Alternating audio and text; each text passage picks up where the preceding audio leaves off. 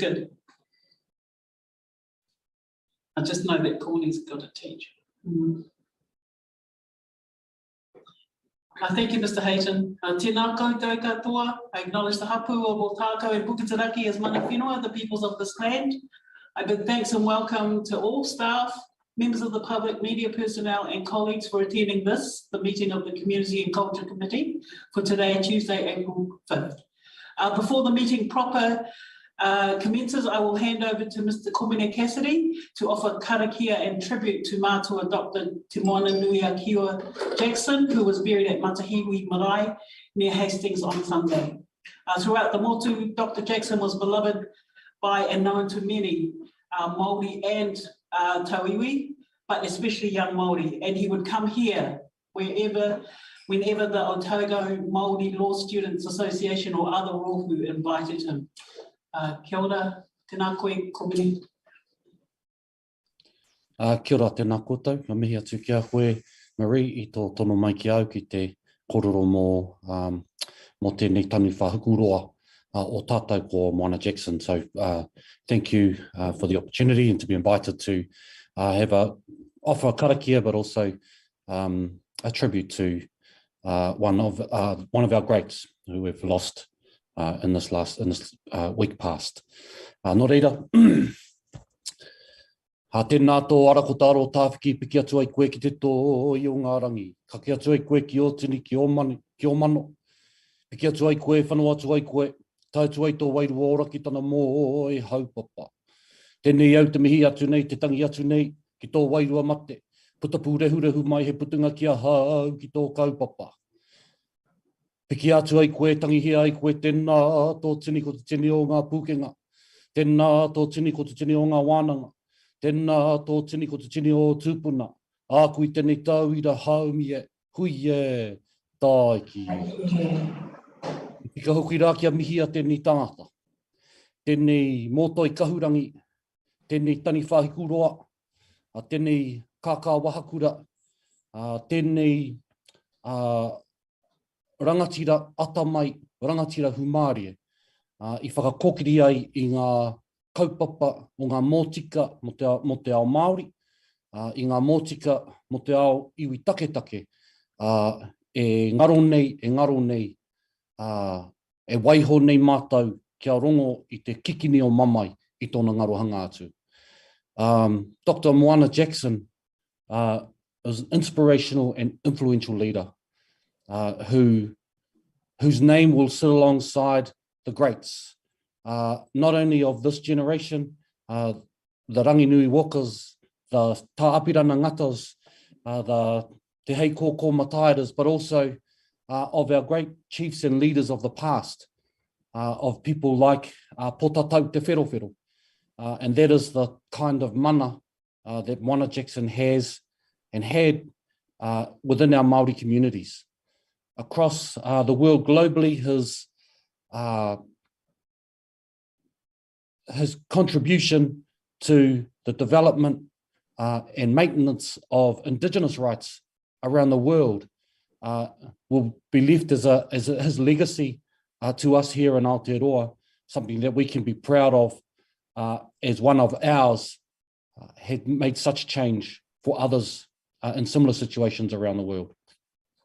So with a heavy heart that we farewell Dr. Moana Jackson,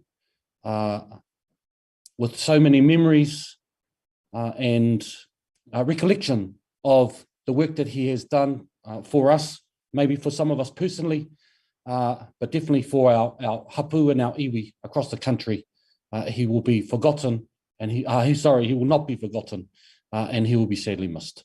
Anō runga I tērā taku mihi atu kia koutou, ia koutou e koru ana mō ngā ahuatanga o te ahurea ki roto nei ki o te poti, ki o tākau tonu nei, tēnei au e mihi nei. So as you move into the rest of your meeting, talking about culture and community, I acknowledge you all and return my acknowledgement again to our great leader, Moana. Nō reira, tēnā koutou, tēnā tātou. Ka mihi nui kia koe, komene. Ka mihi aroha kia tō hoa rakatira, rātou ko tō tuahine. Thank you so much, thank you so much. And we send our love and thanks to your whānau, all your whānau.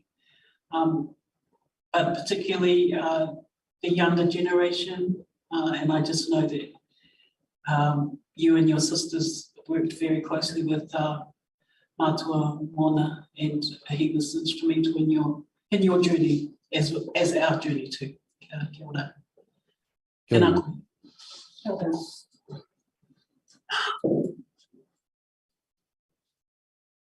Go ahead and teach now.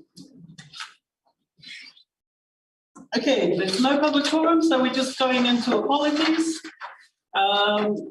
I received an apology for lateness from Councillor Malley, but that's no longer valid.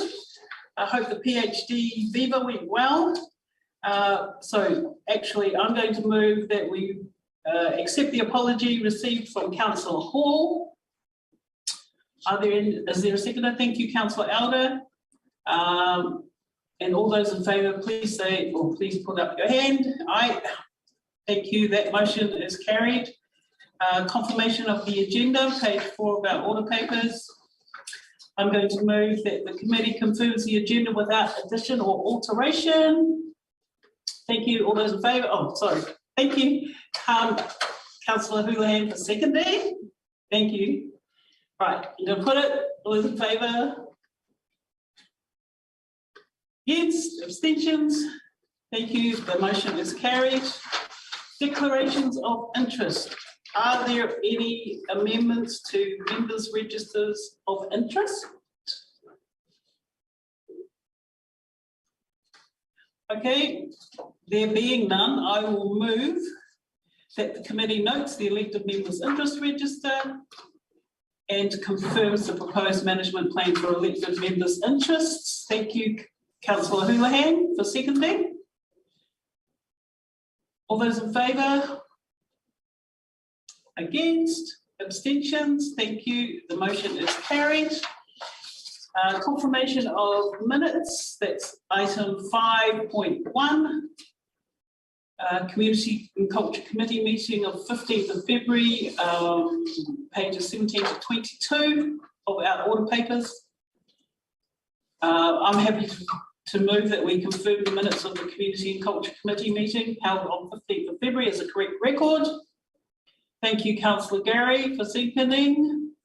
Are there any questions as to the accuracy of the record? I'm going to put it. All those in favour? Those against? I assume there's no abstentions. Thank you. The motion is carried. Now we move to Part A, reports. Item number 6, actions from resolutions of Community and Culture Committee meetings, page 23 of our order papers. Are there any questions?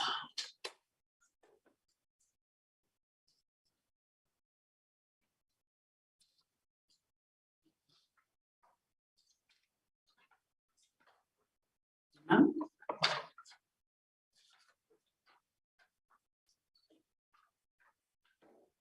Okay, there being no questions, I will move that the committee notes the open actions from resolutions of the Community and Culture Committee meetings. Do I have a seconder, please? Thank you, Councillor Houlihan. I would just like to speak very briefly, and again, just as I do, I'm aware of all the hard work that goes on behind the scenes, and I just want to record my and our thanks to the staff for keeping us on track and keeping us aware of what is happening in this space. So, kia ora to everyone for your mahi. Thank you. Are there any other speakers? I'll put the motion. All those in favour? Those against? Any abstentions? Thank you very much. The motion is carried, which takes us to item number 7.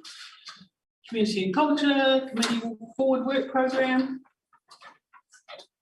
Pages 26, 27 of your order papers. Are there any questions of staff? Oh, yes, Councillor Barker. Thank you, Chair. I just have a question around the Sims building, and I seem to recall that there was another party that was interested in it, and I thought that we passed, and I may be incorrect on this, that we would work with the Port Chalmers Foundry Trust or any other interested person on the remediation of the site. I just wonder if that could just be clarified at some stage. It came to council obviously during the annual plan meeting. If I may, through the chair, I'll check what the resolution actually said, but the other party are less interested now. But the MOU that we are working on with the trust enables another party to be joined to that MOU. Okay, thank you. Nothing further to add, Mr. West. That's it. Are there any other questions? All right, I'm very happy to move that committee notes the Community and Culture Committee Forward Work Programme as shown in attachment A. Thank you, Councillor Walker, for seconding. Are there any speakers? I'll put the motion. All those in favour? Against? Abstentions? Thank you very much. The motion is carried. Item number 8, Housing Action Plan Update, page 28 of your order papers. And I will call a welcome to Ms. Jill Brown to answer any questions. Do you have anything to preface the report with, or? No, take it as read, thank you. She takes it as read, but any questions? Councillor Walker, yes. Yeah, thank you, Madam Chair, and hello again, Ms. Brown. I'm aware I asked you quite a lot of questions at our recent community board, so I won't go through that list again, but I urge members if they're interested to seek out the recording of that meeting. But I will ask one question, perhaps just for the benefit of the council today, and thank you for this great report. It's self-explanatory, and it's a repeat of a question I did ask, and it's around is the engagement with the stakeholders that has happened and is ongoing, has that been positive? Through the chair, yes, it has been positive. There have been, as the report states, there's been a range of people discussed with, so everybody from those who don't have housing resilience right up to those who are able to build multi-million-dollar homes, and the overwhelming feeling is that this is a very positive piece of work and is welcomed. Cool, thank you. Thank you. Councillor Elder.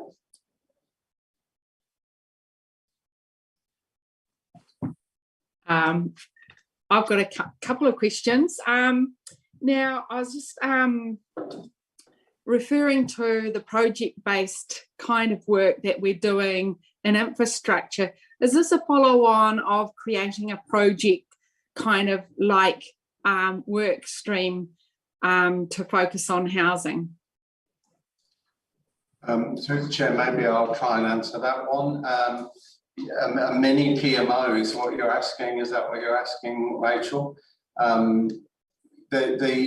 Once Jill has done this piece of work, which is the first phase, the exploratory phase, we will be bringing back to council a draft housing action plan for you to consider.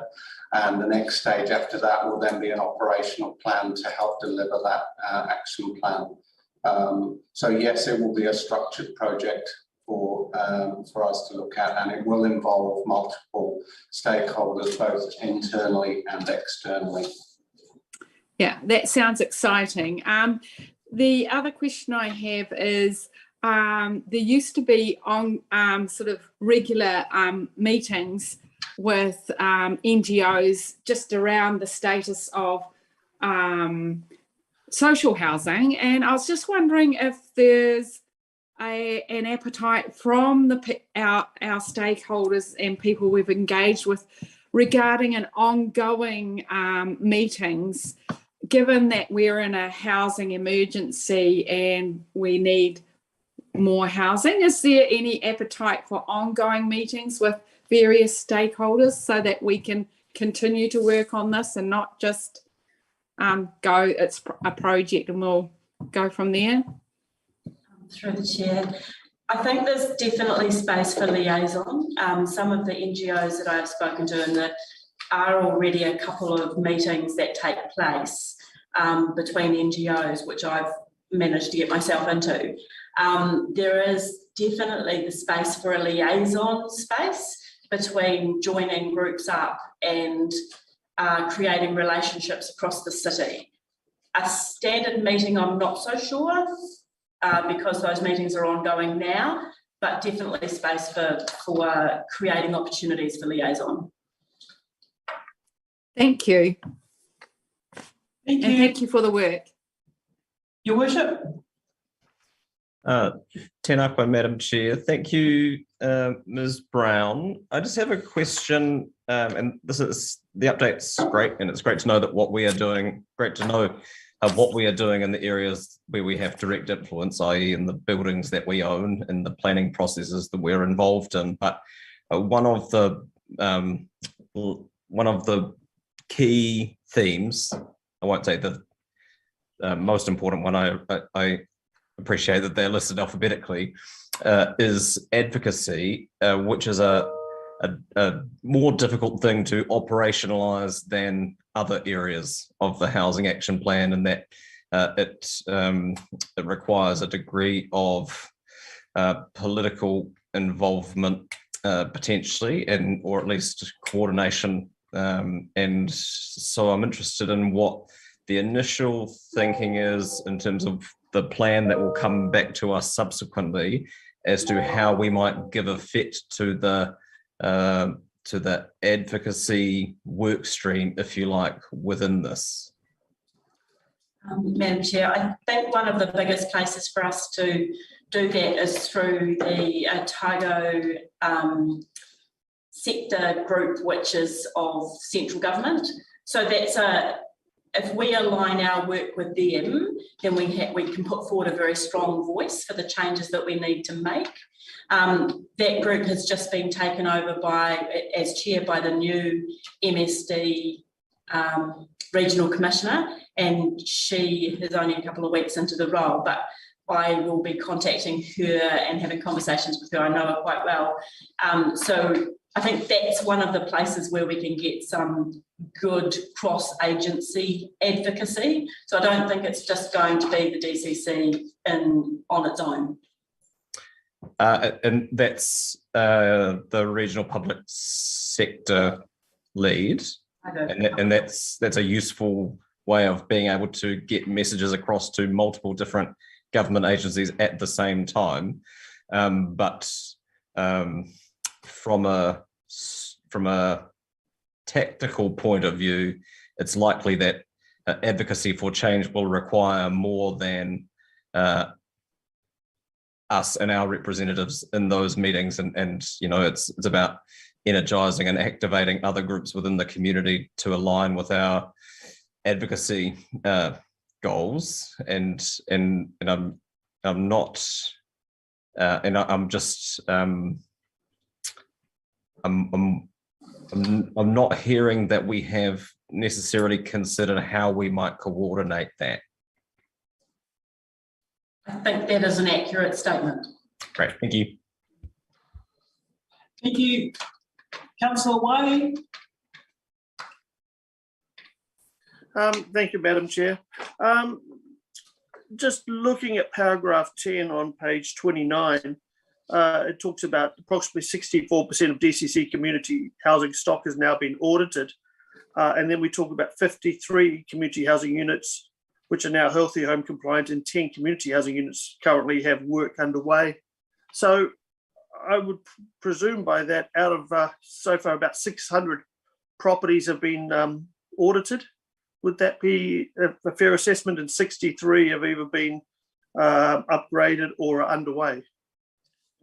Through the chair, I'll maybe answer that. Thank you, councillor. Yes, that would be my thinking as well. Okay. Did you start with the ones you expected to be worse first, or have you just started at a certain point and said work your way through? I can't answer that, unfortunately. I'm not sure exactly how the property department have gone about it, but it would be fair to say that as they start the process and get used to it, they will pick up speed and obviously have confidence that we will meet that 2024 target. Okay, thank you. That's definitely better than I would have anticipated. So thank you for that update.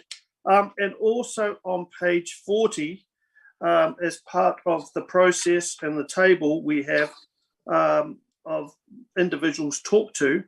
And I note real estate agents, there were 2 meetings and only 2 real estate agents turning up. Was it the same person, or was it, I just find that quite surprising that there was that lack of engagement from the real estate community. To the chair, that was 2 separate real estate agents. I have discussed at a very sort of very basic level with another few, but many of them have not expressed an interest. Okay. Thank you. Thank you. Are there any more questions? To have a mover for the motion, the recommendation. Thank you, Councillor Houlihan. The seconder. Councillor Wiley, thank you. Would you like to speak to your motion, Councillor Houlihan? Thank you, Chair. I think it's thank you very much, Jill, Mrs. Brown, for doing this report. It's really good to see. And I think it's great that we've got the connection now with Kāinga Ora and our staff at DCC. And I think it's great to have that connection and a direct line, well, I'm hoping, to government. And I think that's the first time I've heard that, to talk about that we need to look at joining this group, Otago, sort of the Otago sector of that group. And so through you, hopefully we can get those contacts and do that, because we certainly have quite a large housing crisis in Dunedin. There's going to be ongoing pressures over the next 10 to 20 years, I would say, even more on numbers we've seen on our housing. And we definitely need some help with that, because the council can't support or fund all of that. But it's interesting to see, and I think good to see that we've got also our advisor is working with the Runaka and the marae as well, the urban marae, which is great to see. It's covering all sectors. So thank you very much. Thank you. Councillor Wiley. Yeah, thank you. I also want to thank Ms. Brown for this report.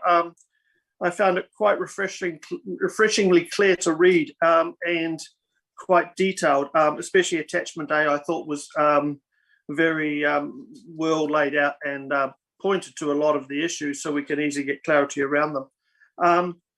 I think I agree with Councillor Houlihan around the housing issue, but it's housing issue at all levels.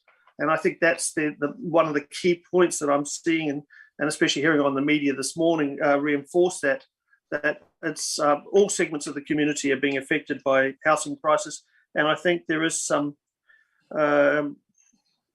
positivity, if you can see it that way, in this report, in the sense of the work that's being done on it and how we move forward. So, and I think that's been great to have someone of Miss Brown working in our inside DCC and bringing together the tables around town.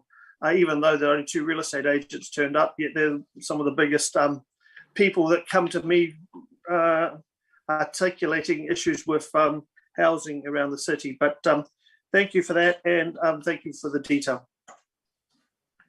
Thank you, Councillor Albert.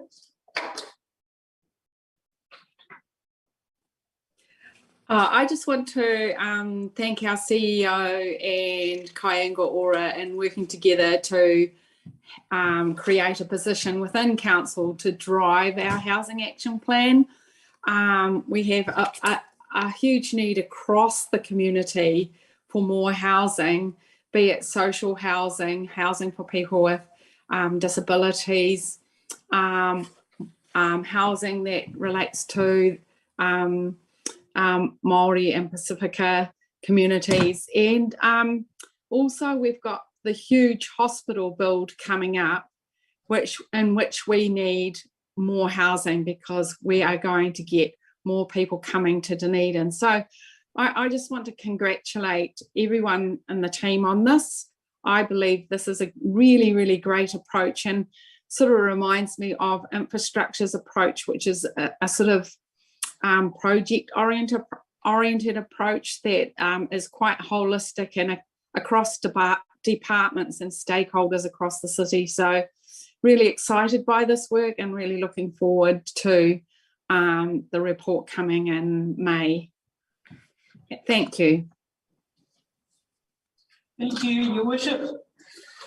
Tēnā koe, Madam Chair, and thank you to Ms. Brown for the update report. It's useful to see how this work is progressing. I'd remind Council that the housing action plan that has been approved and that is informing this work is very clear about focusing on, as a priority, the areas where there is the most urgent need in the community. It was very clear, the work that was then signed off by Council, that is where we should be focusing our efforts, and it's good to see some of that covered off here, but a large amount of that, doing what we can to look after people in the greatest need, is something that does fall under advocacy, whether that's pushing for a 21st century building code, or looking at making sure that healthy home standards are enforced, or looking at Kāinga Ora's internal policies around how many of their new builds are accessible.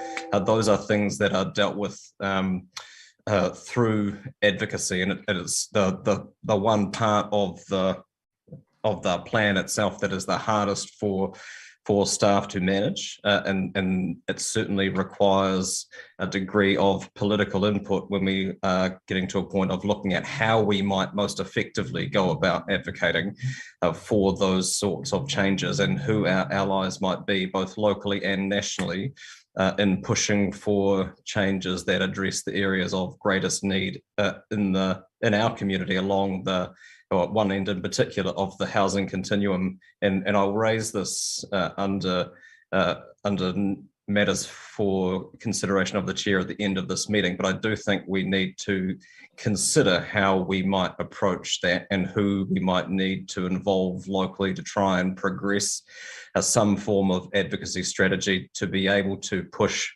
for change in areas that are outside of our direct control. And I'm sure there'd be no shortage of interest in how we might go about doing that. I don't think it certainly has to include the elected membership of this body. I don't have a fixed view as to whether it's best led by council or councillors, but that's certainly a discussion that needs to be had if we're to have any chance of making good on the aspirations that have been articulated in the housing action plan. Thanks. Thank you. And are there any other speakers? Your right of reply, Councillor Houlihan.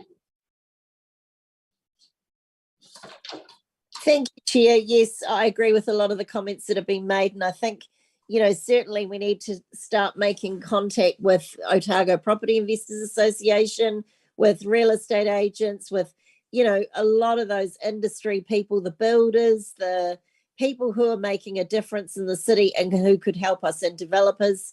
There's, I think we could do a lot more of that. And to be honest, I think we could be a lot, perhaps, dare I say the word, friendlier, but make it easier for them to develop in our city so that we help to solve some of these problems. And let's look at it as an opportunity. It's a problem, but how can we solve some of these things? So it's great that we're starting with this. Thank you. I'll put it, all those in favour Those against? Any abstentions? Thank you very much. The motion is carried, which takes us to item 9, Dunedin Former Refugee Steering Group. Mr. Pickford as General Manager of Community Services and Mrs. Joy Villanini, the Manager of Community Development Events are here to speak to the report. Do you wish to preface the report with 4 questions? Okay. Are there any questions? Councillor Barker. Thank you, Chair. I just have one question around, there was, I can't remember what it's called, defrog, and I just wanted to understand what the relationship between defrog, and I didn't find like a long spelling of what that was, and Dunedin TFRSG, so I could just understand how those work together, because some of them had different things that they were being charged with doing. DFROG is an operational group as part of the action plan process, it was identified that the steering group takes a very strategic role, but there are from time to time whānau or smaller sector issues, and then an operational group around those to address those and also feed up trends in the city to the steering group would be very helpful. Okay, thank you very much for that. Thank you, Councillor Raddick. Yes, thank you. I realise this is an ongoing action plan, but I'm just curious if a baseline has been formed, measured, or whatever, because I notice on page 47, an annual snapshot shows improvement in wellbeing over time. So has a baseline been formed on that with the group? Not yet. That is part of the work that now has to happen with the implementation of the action plan. So I guess that's the same for over the page on page 49, you know, what a good life and what belonging looks like. Thank you. Thank you. Are there any other questions? All right. There being, oh, yes, Councillor Elder.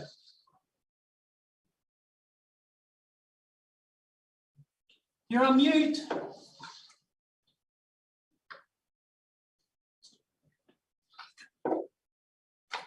Sorry about that.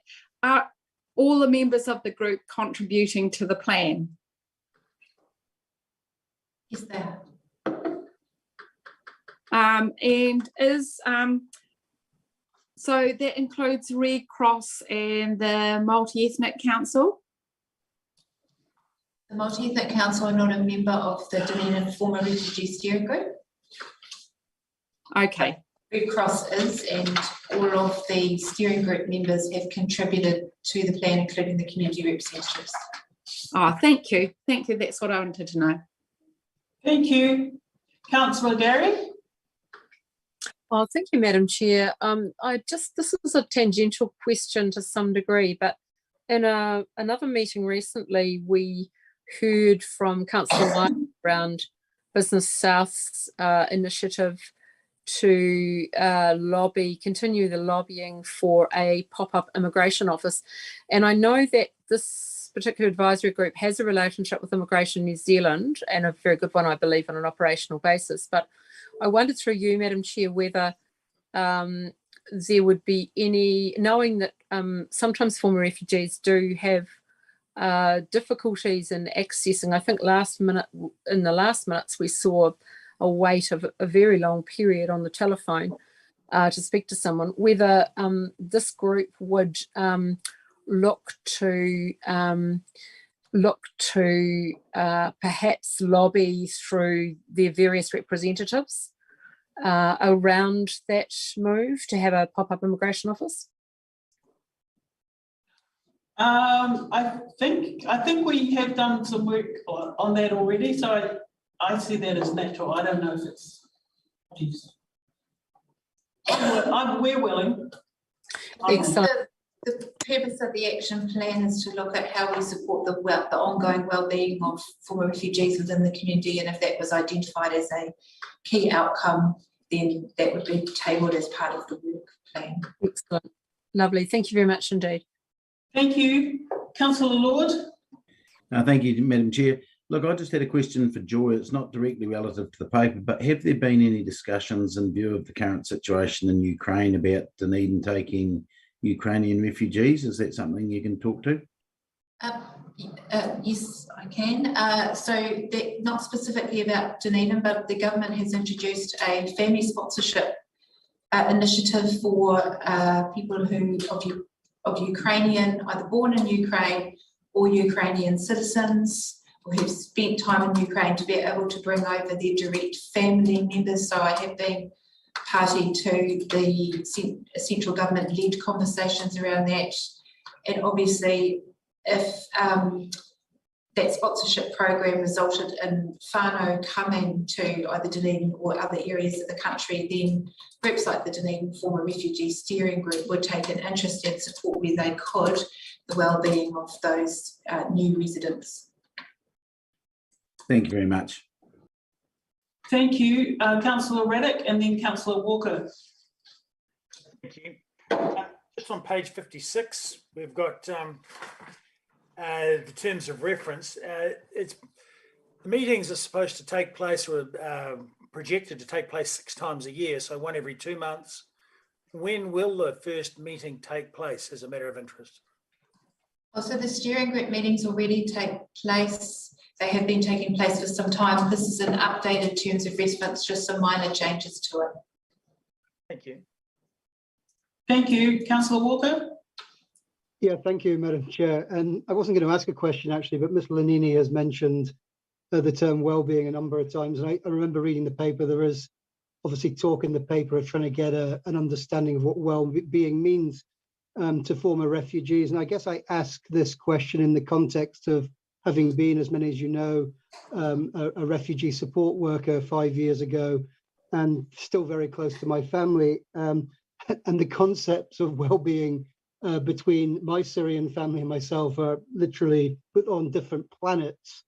So I guess the question is, you know, how do we pin down what well-being means to our various diasporas? I mean, you know, Colombians think differently to Afghanis, and Afghanis think differently to Syrians, and so it goes on. So just a question around the difficulty of trying to establish a definition that might not necessarily apply to what we call former refugees.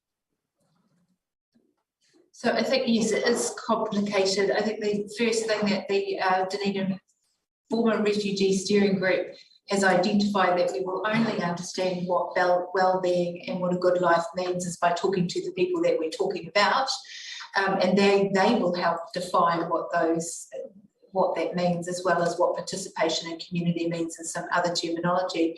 So the term well-being may look like for former refugees who've come from Syria or who are of Syrian descent, and those from Afghan descent may be quite different.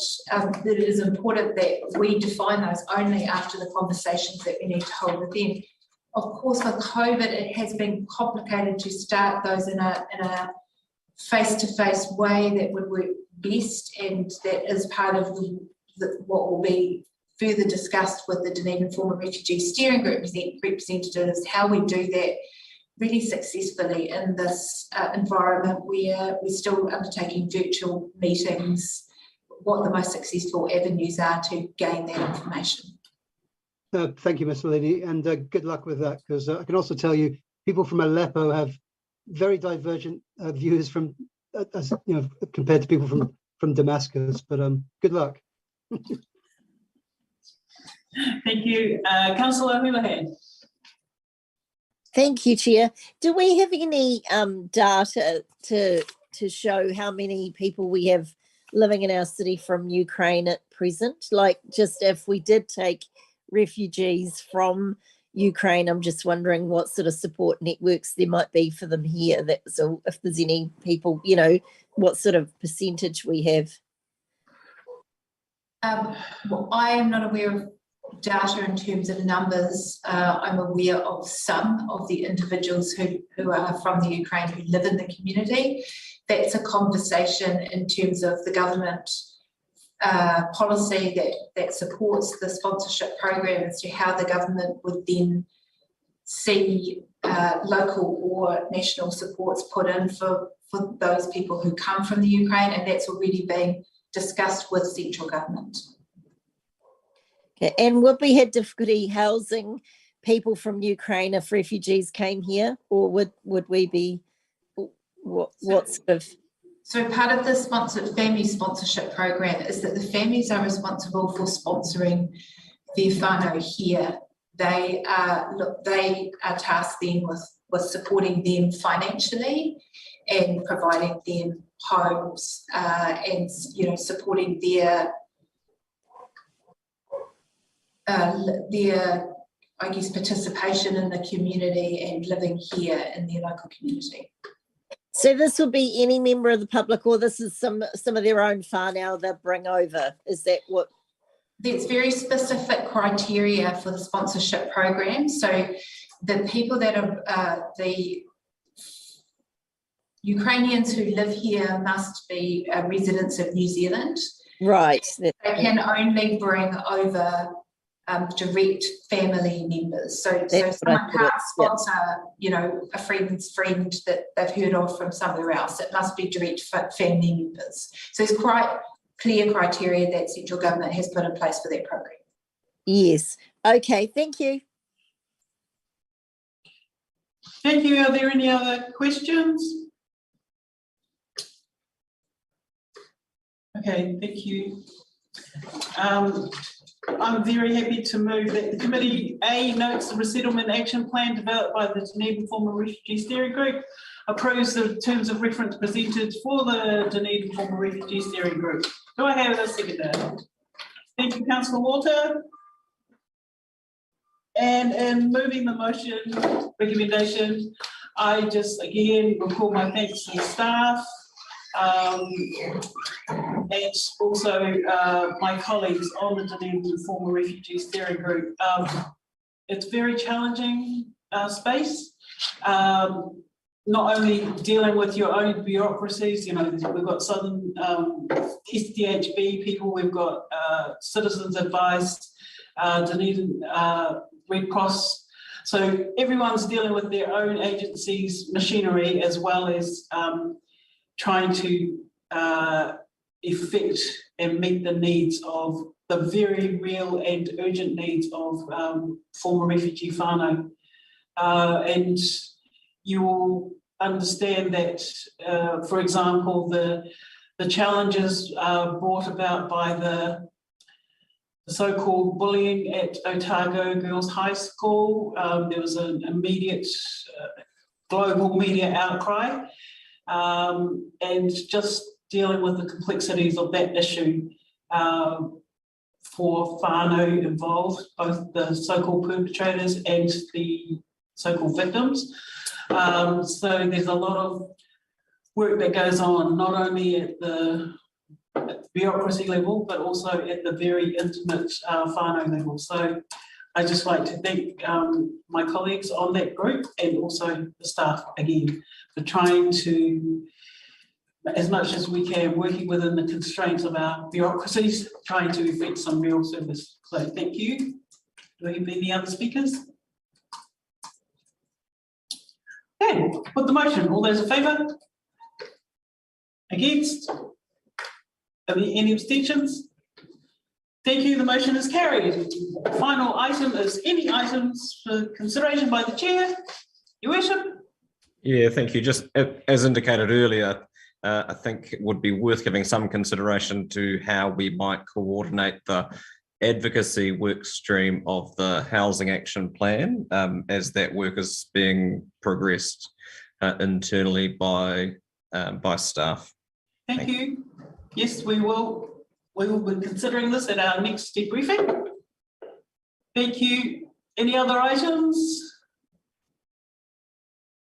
Thank you very much to everyone for your for your attendance and contribution. And I'm not sure how long we are going to give a break to 5 minutes. We're going to have 5 minutes. So thank you, everyone. This meeting is closed, but Councillor Staines' committee will be starting in 5 minutes. Thank you, Mr. Hayes.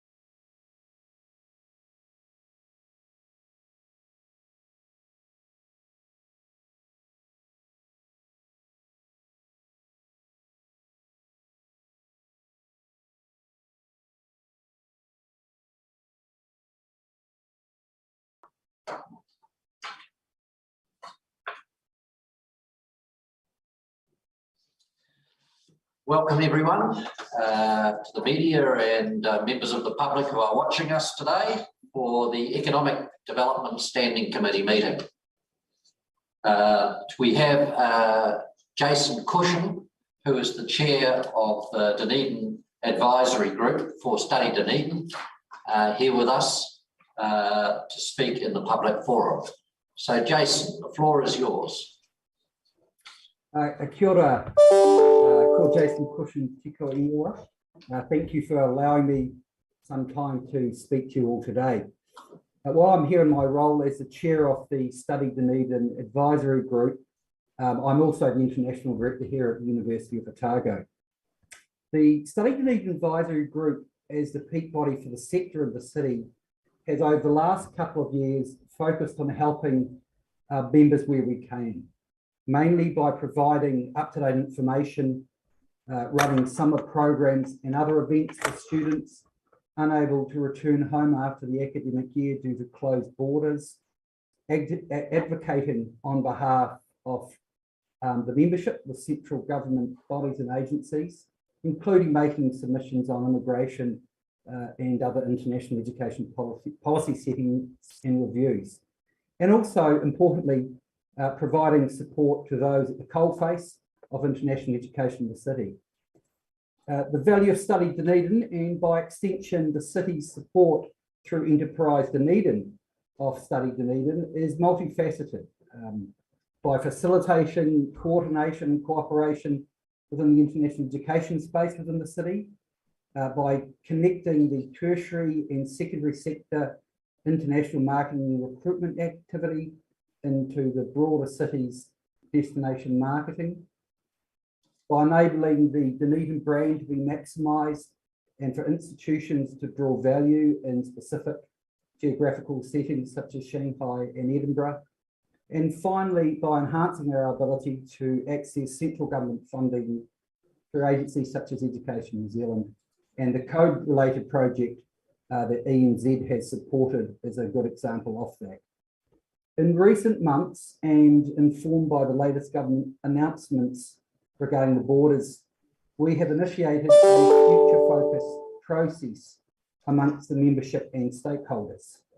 In late February of this year, 28 of us came together virtually to discuss our most pressing issues and priorities for the next 12 to 18 months. To consider what success looks like, if you like, and what each of us can bring to the table to ensure that we collectively get some real runs on the board. We see this time and space in international education as an opportunity to play to our advantages as a city and a community. While clearly recovery in the immediate term is important, we are also looking to reset the way we work together across the city and in turn rebuild an international architecture that will draw on our strengths, whether that be geographic, ecological, education excellence, and the innovation underway in the city through the code and other projects. And all of this is designed to present more of a Dunedin Inc. approach in key markets, with an emphasis on pathways between secondary and tertiary, and between tertiary and skill and talent acquisition for the city. So how can the city continue to help Study Dunedin? First and foremost, continue to support Enterprise Dunedin's role within Study Dunedin, advocate for the value of international students for our city, not just the economic value, but the cultural and academic value to the wider community. Our tertiary institutions in particular would be less attractive for domestic students were we to continue with low international student numbers in the future. A leadership statement would also be welcome, and the city embracing the return of international students would send an important signal to not only those students, but international partners and the wider community. Third, continue to support the sector in its engagement with institutions in Shanghai and other cities in regions where the city has a relationship. Fourth, when considering destination marketing and other citywide offerings, I'd encourage the city to take a broad view in terms of those we need to consider as our customers. And finally, support the sector's efforts to advocate to government in areas such as immigration policy, work rights for international students, and the general value of international education. So thank you for listening to me today. I really do think it's important for us to all appreciate the opportunity we now have, and to build back the international education offering of the city in a way that sees a more sustainable, more connected, and ultimately more robust sector. Thank you. Questions, councillors? Councillor Gary. Oh, thank you, Mr. Chair. Kia ora, Jason. Lovely to have you with us today. And great that we have the return of the international students coming up very soon. My question is around immigration and visa changes. And recently we've been talking about the business community's desire for what we've been advocating for, a pop-up immigration office. We've touched on former refugees and their need for good access to immigration services. Would you be able to comment on how helpful it would be to have that presence in the city? Thank you, Councillor Gary. I think one of the challenges moving forward is Immigration New Zealand has moved all its student visa application online. So up until December last year, the university and the Polytech and other educational institutions across the country were able to take applications from current students, process them, and then send them through to immigration as a file, greatly speeding up the application process. The introduction of a new online immigration application system means students, whether they're here in the country or overseas, all have to apply online. So although it would be great to have an immigration officers in town that can possibly give them information, I don't think it would speed up the application process for our students. So I was particularly interested, given I've attended some of the advisory group, and certainly there were issues. When there's an issue, that personal one-to-one process is important. Just turning now to other visa requirements, do you see there's been an awful lot of changes at immigration, a lot of changes in the visas and so forth. Do you foresee any issues there at all? I do foresee some issues, unfortunately. I know Immigration New Zealand is currently in the market employing several hundred visa officers in advance when they start processing in October. The new online system that I just spoke about is not fully up and operational yet. So the sector across the country, just not in Dunedin, is very concerned that come October, and particularly if there's a surge in interest, which we all hope for, that as a country we may not be ready to benefit from that. Okay, thank you very much for your answer, and all the best for the return. Councillor Elder.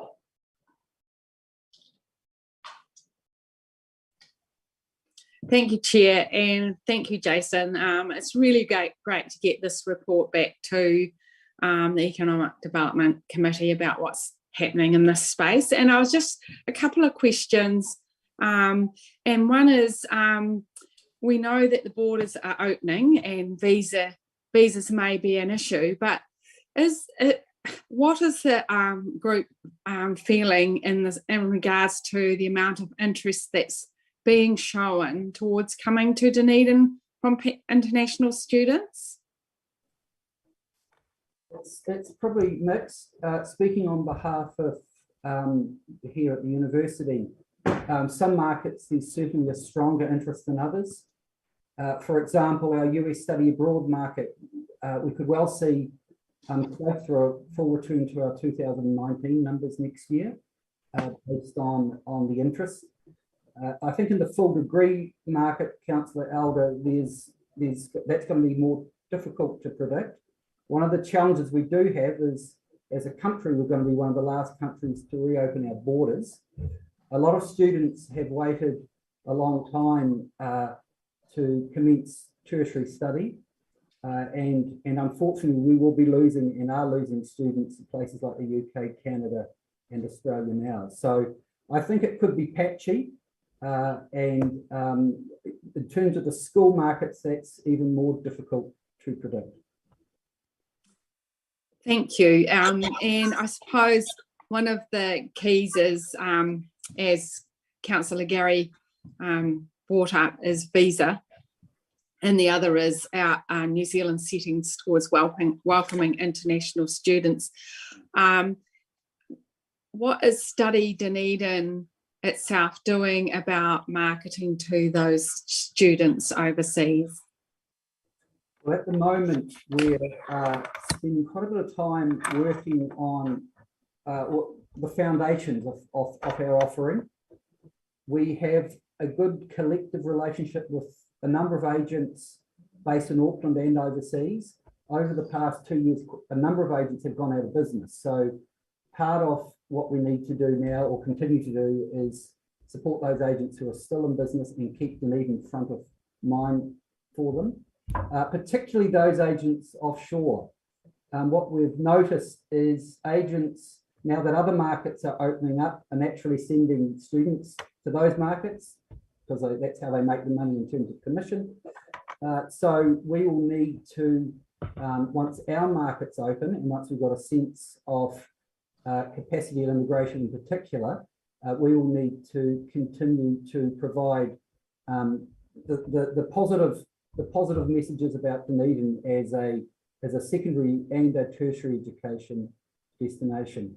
So there's quite a bit of work going into that, but there are some limitations given the current immigration settings.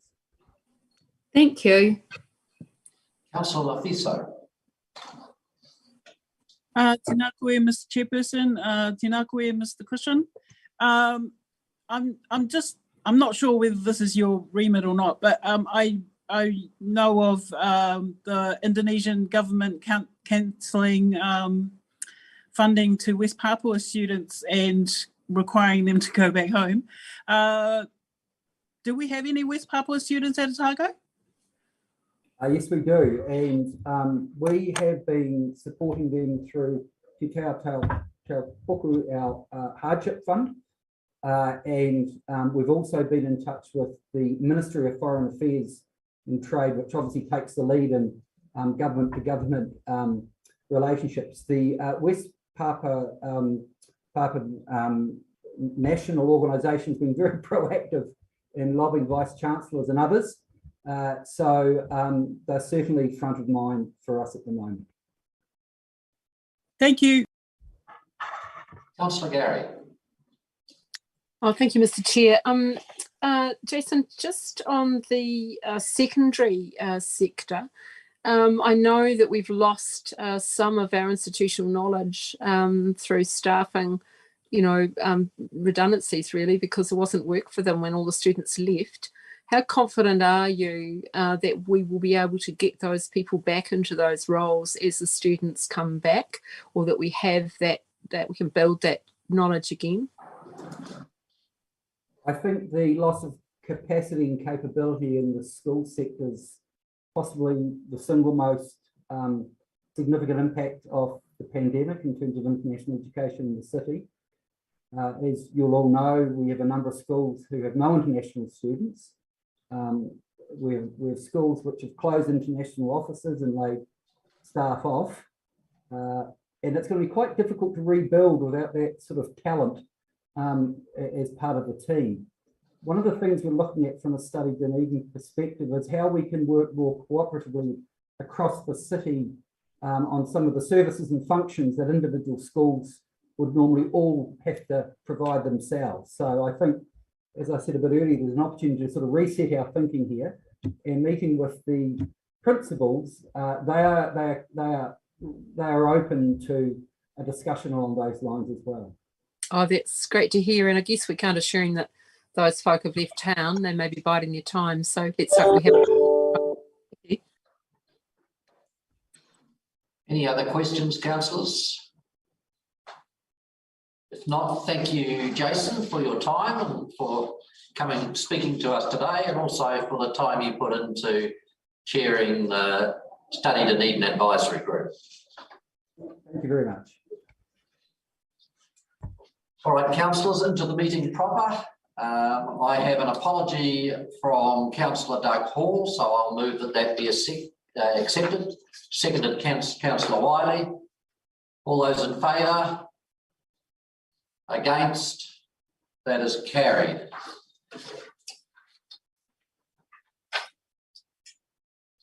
Confirmation of the agenda.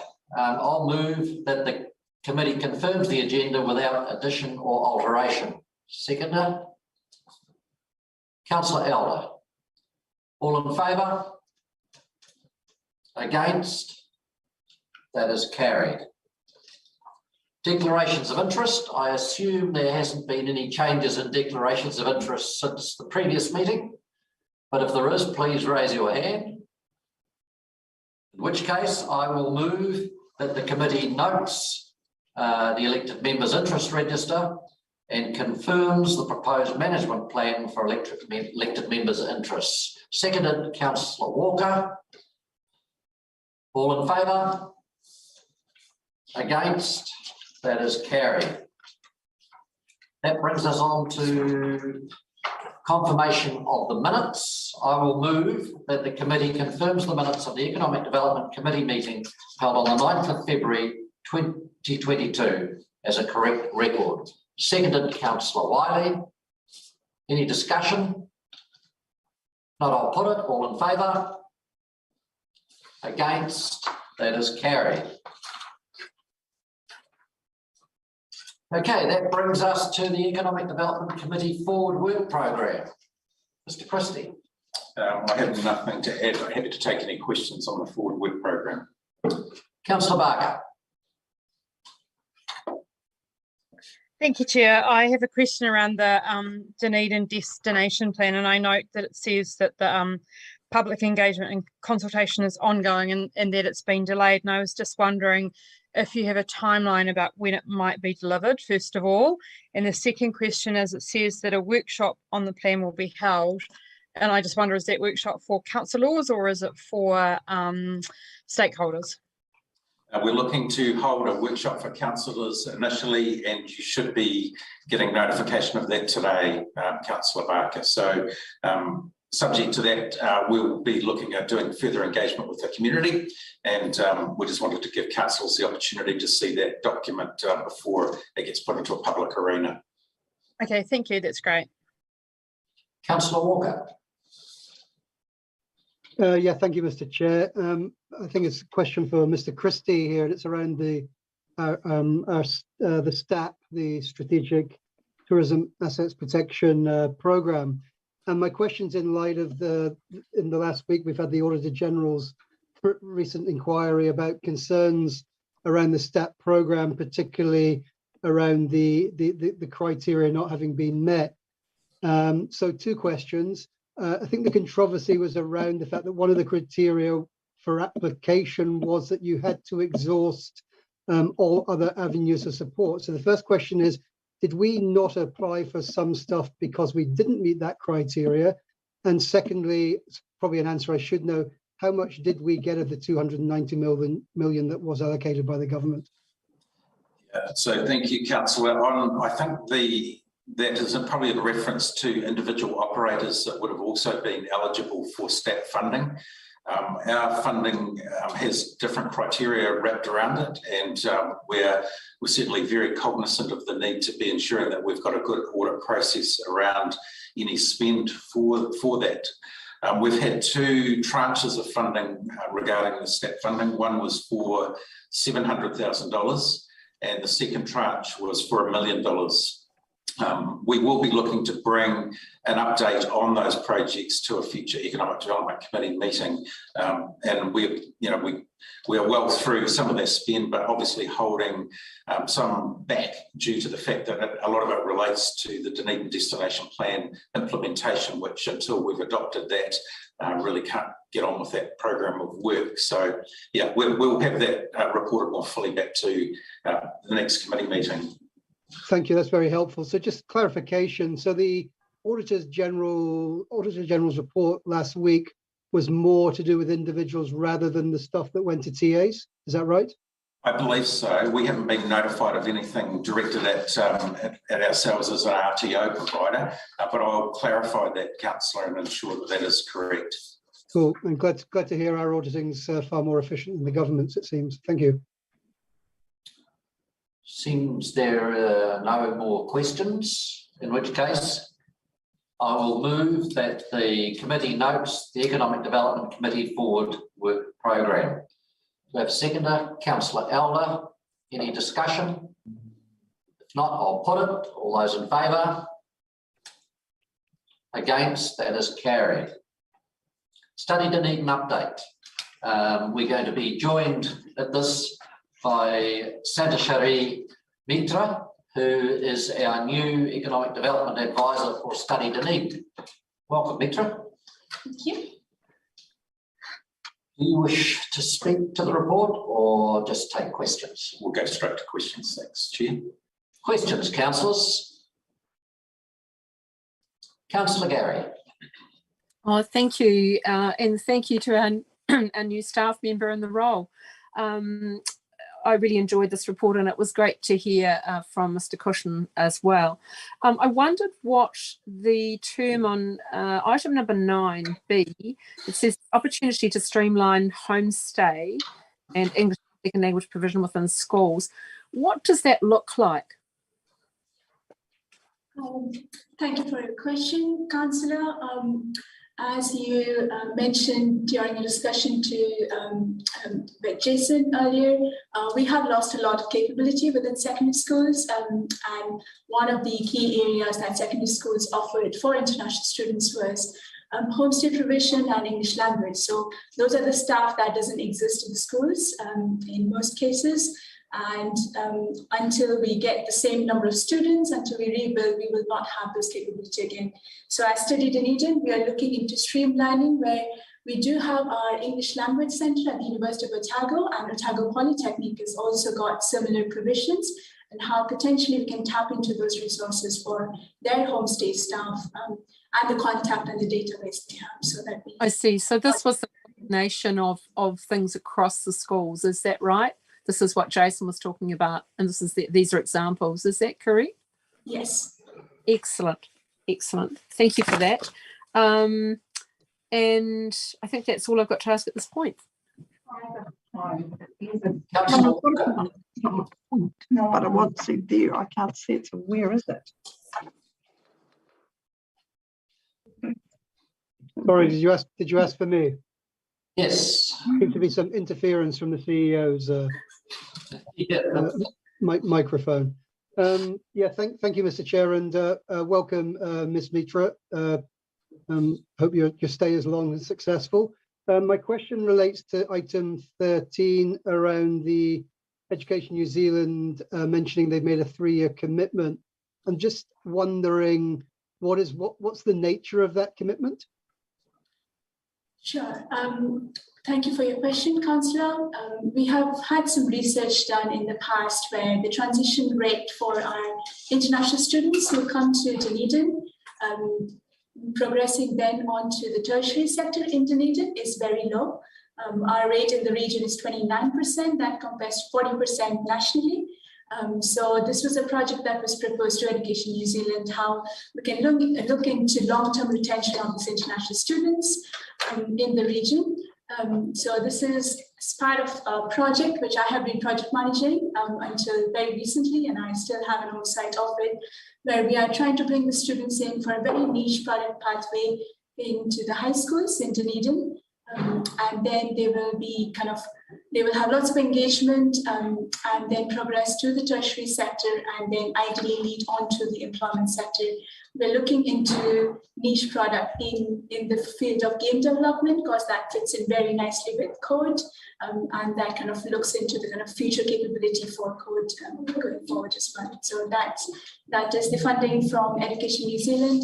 We're at stage 1 of the funding, but we have a commitment for 3 years from now. Thank you for that extensive answer. Councillor Raddick. Yes, thank you for the report and welcome aboard. I'm wondering about point 6, which you had started to talk about just then, which is the historically low retention rate of less than 30% versus the national average of 40%. Do we know why that is, or why that was? Because I'm sure you're going to change that. Yes, thank you for your question. There are some factors which are within our control, and some which are not within our control. We'll be working towards the one we can do something about. The 40%, which is the national average, there's a dominance of Chinese origin students in Auckland. So now that compared to Otago 29%, there's some things we can't change. So size of a city, moving on to kind of top-ranked universities, in many cases leaving New Zealand to kind of go to other very prestigious universities in other parts of the world. So those tend to be the reasons why high school students come here, have a great time, but then they move on. So this is kind of, again, part of, I guess, offering very niche product pathways where we can try and make sure that they are moving into tertiary, which are linked to employment, hopefully will help address it. Thank you. Councillor Elder.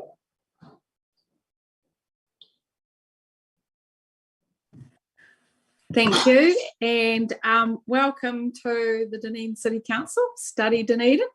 I was just going to ask a question. When it comes to pathway development, will the schools be looking at how they can create pathway development so that it links in with the great offerings at Polytech and university?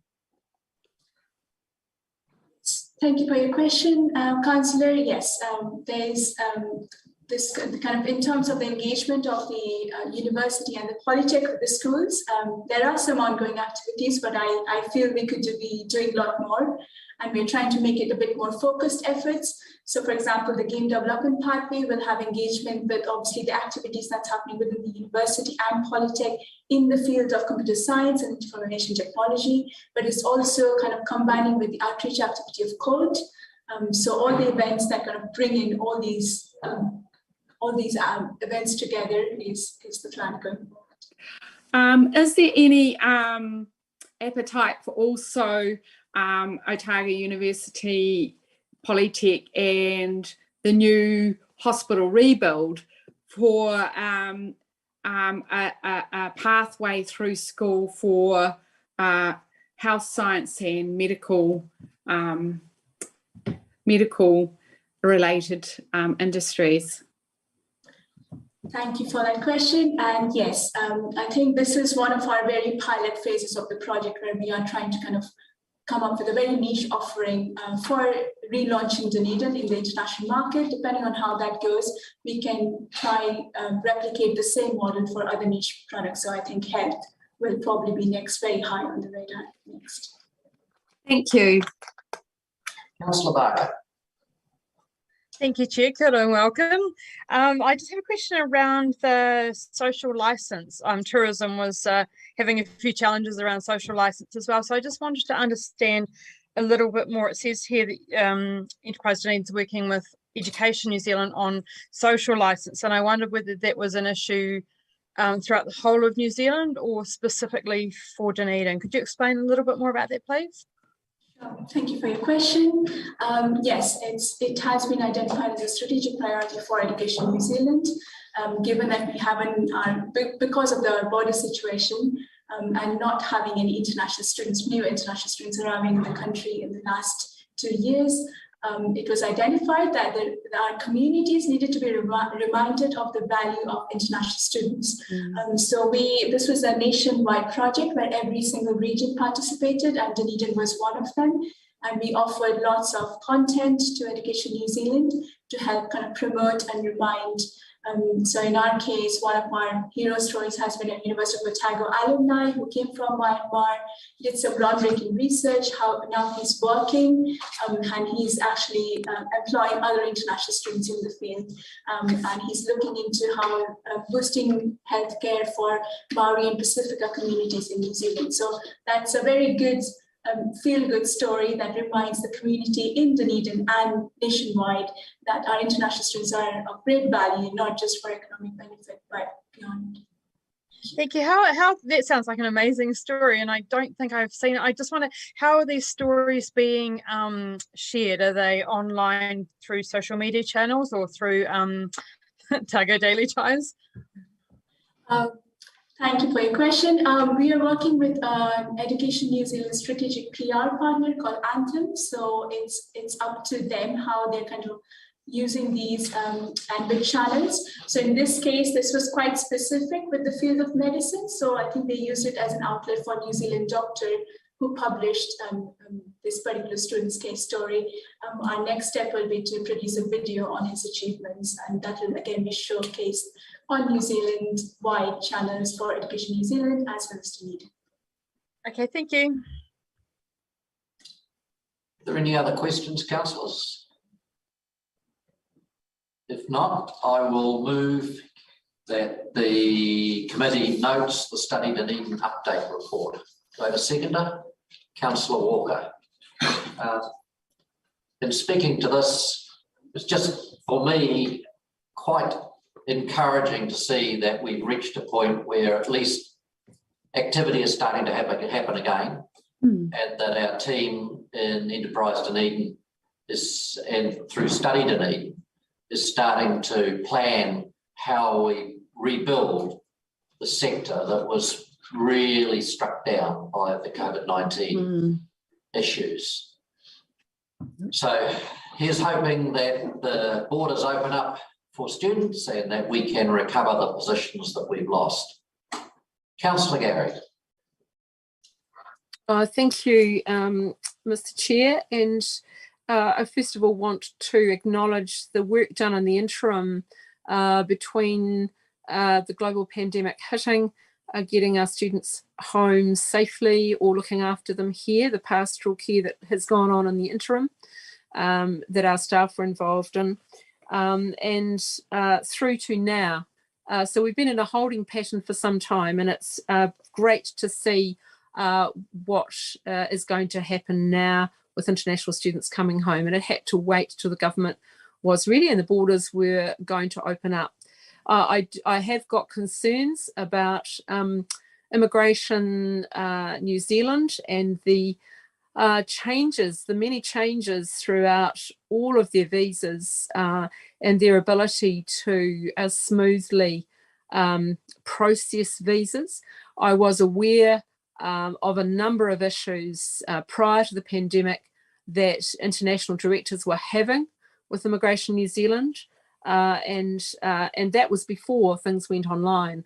And I am troubled to hear from Mr. Cushion that there is concern that Immigration New Zealand will be ready to process visas when the time comes with their new system. So that is of concern. However, it's great to welcome a new staff member, and I want to acknowledge the work of the previous staff member in this role. It has been great to have a specialist dealing with Study Dunedin work within Enterprise Dunedin. Interesting to hear of the coordinated work across the schools. I'm very aware of that institutional knowledge that we have lost. I know some of those folk are kind of biding their time, waiting for things to improve, but we've lost so many students in the international area of secondary schools. But I have no doubt we'll build them up, and it will take some time. It's going to be important to have our community on board, and the quality of homestays is going to be important, and the continued pastoral care for these students. That's something that we've got to put emphasis on and got to continue to focus on. So thanking Enterprise Dunedin for the continued work in this space in so many of the areas, and I look forward to supporting the work as we have delegations coming to Dunedin. Further speakers? If not, I will put it. All those in favour? Against? That is carried. That brings us to item 8 on our agenda, a marketing update, July 2021 to March 2022. And we welcome Louise Vanderveer, who's the manager of our visitor centre, to the meeting. Louise and John. Happy to go straight to questions, Chair. Questions, councillors? Councillor Barker. Thank you, Chair, and thank you for this report. It's pleasing to see that there's a lot going on. I just wonder whether there have been any tracking of any of the results from the marketing campaigns. In short answer, yes, councillor. We do track a number of them where we can. Some are more subjective than others, but we do try to at least get coverage of some of the reach of our marketing efforts, and we will look to consolidate that into more tangible reporting back to councillors at a future date. So can I just understand that will the destination plan have some marketing in it as well, or is it mainly about destination management? Mainly about destination management, I believe, but I think it will touch on some marketing, councillor. I think the general direction of the destination plans are around destination management as per the directive from MB. So that will obviously tie in and work in concert with our marketing as well. Thank you. My other question was just around the upcoming marketing campaigns, and I note that Wild Dunedin starts in a few weeks, I think it is, and I don't see it mentioned here, and I just wondered whether it was specifically going to be supported by Enterprise Dunedin. Yes, look, it is. We haven't specifically noted it, but I know that it features heavily in some of the individual campaigns that are outlined in this report. So, for example, the kids campaign does contain elements of that, as do some of the others. So, rest assured it will feature as part of some of these individual pieces of work. Okay, thank you. Councillor Rao. Yes, thank you. I'm just curious as to where the 2,600 visitors this year are coming from, or what are they coming for? Have you got a reference for where that is? Sorry, councillor. Page 30, item JKL, 9L. Thank you. Yeah, no, got it now. So that's a specific conference delegate number that we have attracted through our events team.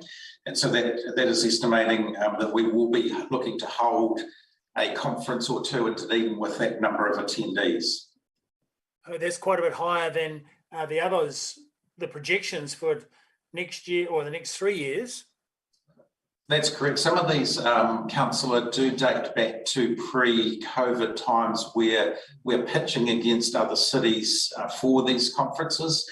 Some have been moved out because of the last couple of years, obviously, with people not necessarily holding their conferences. So 2022, it's estimated that that is the number we will get. And given where we're currently sitting with traffic light system, we think that that's achievable. Great. So why are you anticipating such a drop-off next year, down to just 600? With respect, councillor, these are the ones that are actually secured. So these are the business events that are secured to date for the city, and we've got inquiries coming through. So quite confident we will secure more as we go forward. For the subsequent years. Oh, fantastic. Yes. Thank you. Councillor Garrett. Oh, thank you, Mr. Chair. I've been enjoying the various campaigns as they've been rolled out, and I was delighted to see 9F, the Welcome Student and Parent campaign, which I've long thought was needed, and it was a pity that it didn't. It happened at a time when perhaps there were limitations on it with the pandemic. But any further comments about that particular campaign? So the campaign let us gather data on parents that did come, and one of our hoteliers actually feels that the hotel was busier with student parents than previous years. So that was good feedback, but we have managed to gather a contact list of parents that we will be able to go out and keep contact with and advise them of events that are coming up that will give them an excuse to actually come back to the city and visit their children, because let's face it, that's what a lot of parents do want, just an excuse to come down. And if it's coming to an event, it's not so much as, well, we're coming down to see you and keep an eye on them. So we're building a good database of parent contacts. It's excellent, and that will continue to graduation, presumably. That's great to hear. My second question was around, and it's not specifically mentioned here, but just looking ahead to cruise ship return, and wondering about social licence for the return of visitors as we market the city. The cruise ships obviously will be a particular area, but what is your feeling? I mean, I've heard in my networks people say, oh, that's great, the border's open, but I'm not quite ready for visitors yet. I'm happy with kind of family and friends, but I can't kind of see, you know, a large onslaught of visitors. That seems to be a view that I've heard a number of times in the community. Any comments? At this stage, of course, the government haven't given the go-ahead for cruise, and I suspect they're going to wait until they see how Australia copes with it as it opens up at the end of this month. We're about to do our cruise action plan, and there will be feedback sought on that. The feeling is that the ships will be coming in at about 50 to 75% capacity to start with, and Port Otago are still getting changes every day to their schedules, hence they haven't released anything yet. So it depends on what stories you hear, because the cruise lines are saying ships are filling up fast, but then other feedback we're getting is that they're not going to be at capacity to start with. And what's your sense about social licence, Louise? I think we need to go out and actually advertise the advantages of cruise, which we haven't been good in doing in the past. And a lot of the businesses that are suffering and have suffered over the last 2 summers have been those that have been very dependent on the extra cruise business. And this just isn't just the tourism operators, it's retail, it's hospitality as well.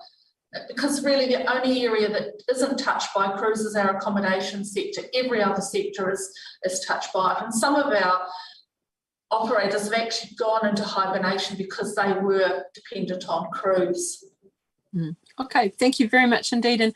And thank you to the Visitor Centre staff for all their work through the last couple of months and years as we've shouldered the impact of the pandemic. Thank you. Mayor Hawkins. Yeah, thank you, Mr. Chairman. A question for Mr. Christie, I think, and I appreciate that there's a vacancy currently in the destination marketing space, but it's about in paragraph 12, planned activity from March 22, where it talks to upcoming marketing campaigns, and during March 2022, the Plan D campaign has been refreshed to reflect the impending opening of the borders. And I was a big fan of the campaign, but my understanding of it was that it was premised on the very fact that people had limits on where they could choose to go, and that is no longer the case. And I'm just interested in how that is pivoting to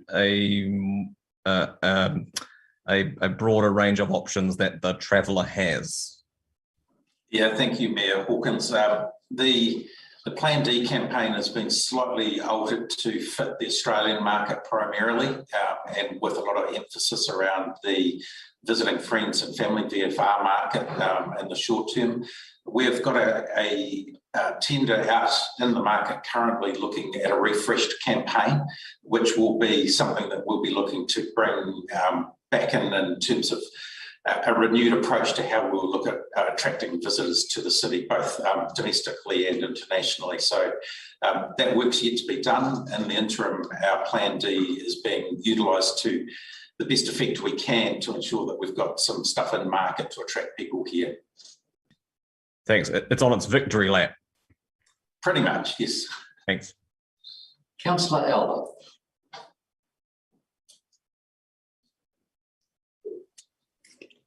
And what a great victory lap it was.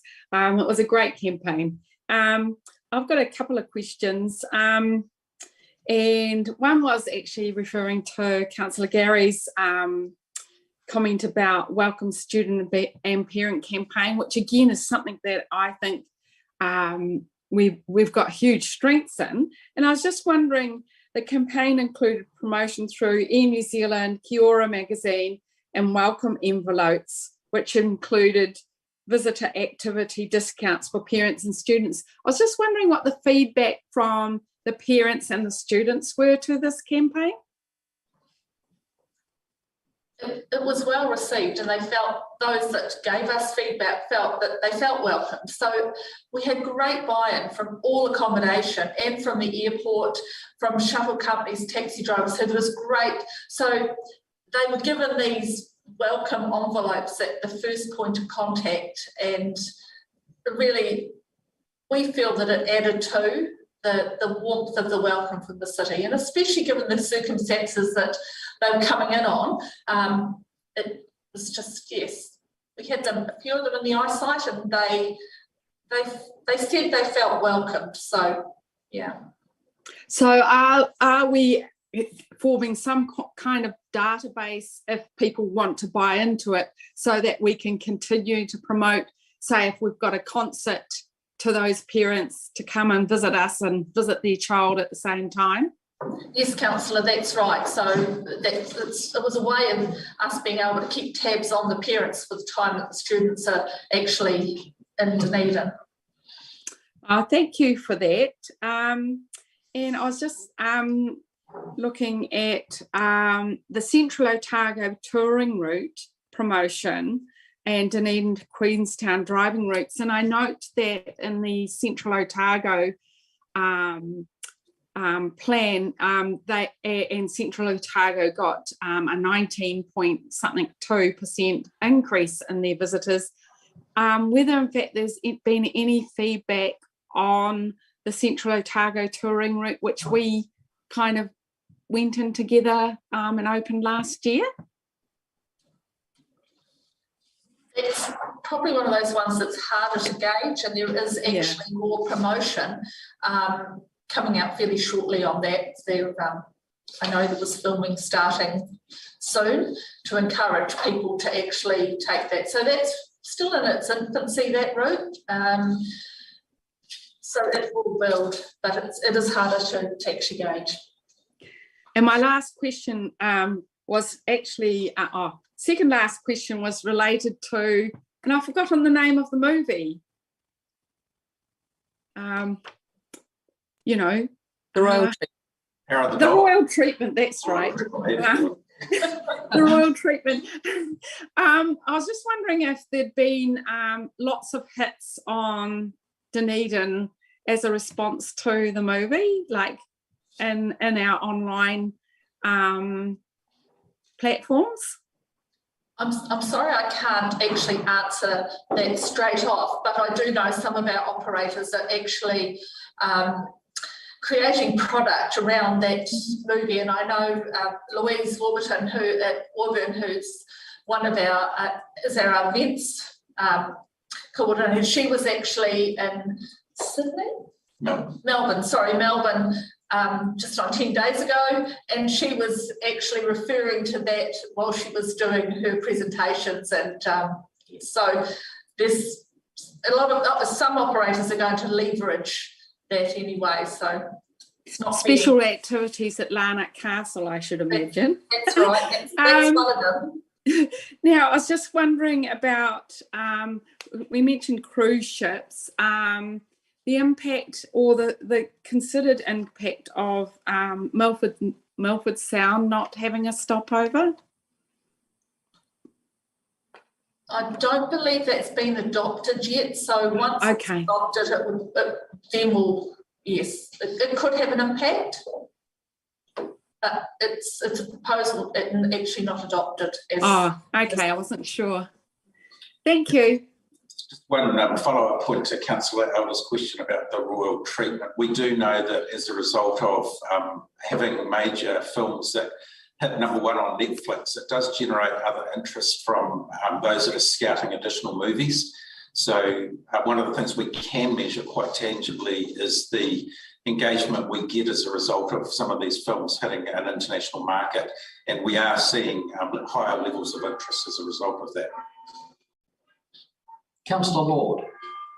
Yeah, thank you, Chair. Look, I had a couple of questions. They're not directly in the report, but one of them, the first one is, I just know that quite a few people, for example, even in Dunedin, got out of jobs and travel agencies and are now doing other things. Do we believe, or do we have any evidence to know whether those people will immediately get picked up back in that industry, or are we going to be a bit light on the ground in that area? I know, Councillor Lord, that there is some concern from the sector that they have lost people from the industry, and one of the big challenges will be rebuilding that workforce to meet the capacity of visitors coming back in. So it's a challenge that I think the sector will face as we go into next season, and one that we're aware of from Enterprise Dunedin and will assist wherever we can. Thank you. I did actually have a situation. I rang a travel agent last week and they were too busy to even deal. I never got a call back after they took all my information. But the other question is there any talk about resumption of international flights out of Dunedin? There's plenty of talk about it, Councillor Lord. I know that the airport are very interested in ongoing discussions with different airlines around reactivating routes, particularly Trans-Tasman, and we will work with them and support them in that endeavour. I might have a wee supplementary if I can. I just know that years ago when we had Freedom Air and that, we had 2 or 3 different companies flying out of Dunedin at a time, and you could fly to Melbourne or Brisbane on almost any given day and the flights appeared to be full. And I realise they obviously weren't making lots of money, or someone be still doing it, but is it it just seems whenever you look for international flights now, they want to route you through either Christchurch or Auckland, and it's more flights, more time, either 16 hours to get to Sydney or something like that. And I'm just wondering, is the flights out of Dunedin, are they just uneconomic, or what is the problem? Why can't we, a city of 130,000 maintain a reasonably good direct flow? I can give it a crack in terms of answering that, Councillor. I think it's a number of factors, not least of which is the competition that's on Trans-Tasman in particular. So you can fly out of Queenstown, Christchurch, obviously pricing comes into that substantially. Since COVID, and as Air New Zealand and other airlines are looking to re-establish routes, they're going for the ones that they know that they can fill quickly and easily. So what they call the thick routes. So, Auckland, Sydney, for example, Christchurch, Sydney will be routes that they pick up more readily than some of the routes that were at a higher risk. I think that'll continue until airlines have rebuilt capacity and got more crew back, more planes back in the air, and we'd anticipate it could be some time off before they start looking at those secondary routes. That said, Dunedin does have a population base that wants to travel, particularly to the east coast of Australia, and we believe there is still a good opportunity for somebody to take some interest in those routes. Thank you. Councillor Elder.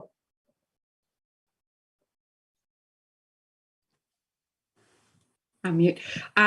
Thank you.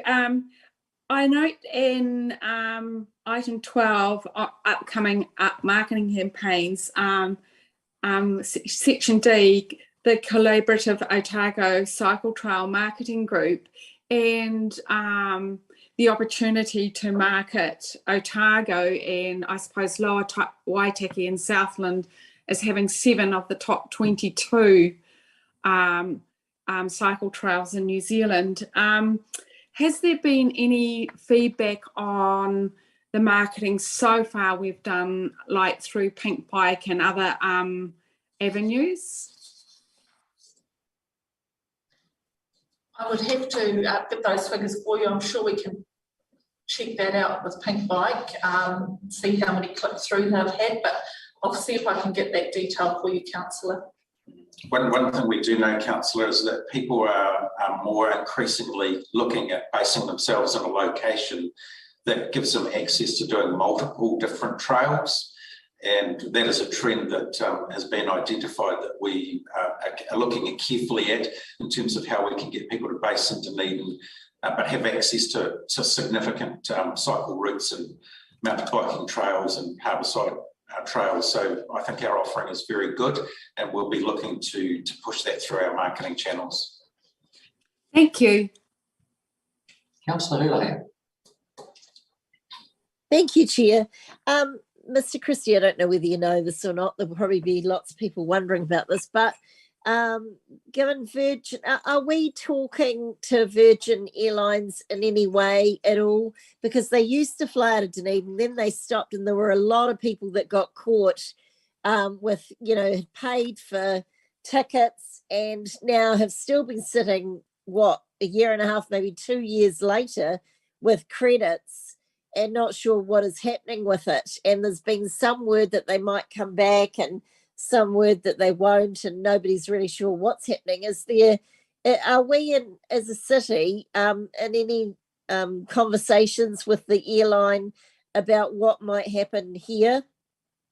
No, we're not, Councillor. That is something that the airport company is taking a lead on, and obviously we would support any action that they take in terms of pitching routes to different airlines, but it certainly is something that they see as their core business. Given, our borders are going to open for international travellers soon, we could obviously service a Dunedin, international flights from Dunedin with Virgin wanted to come back, but so is the council lobbying through the airport on any of that, or?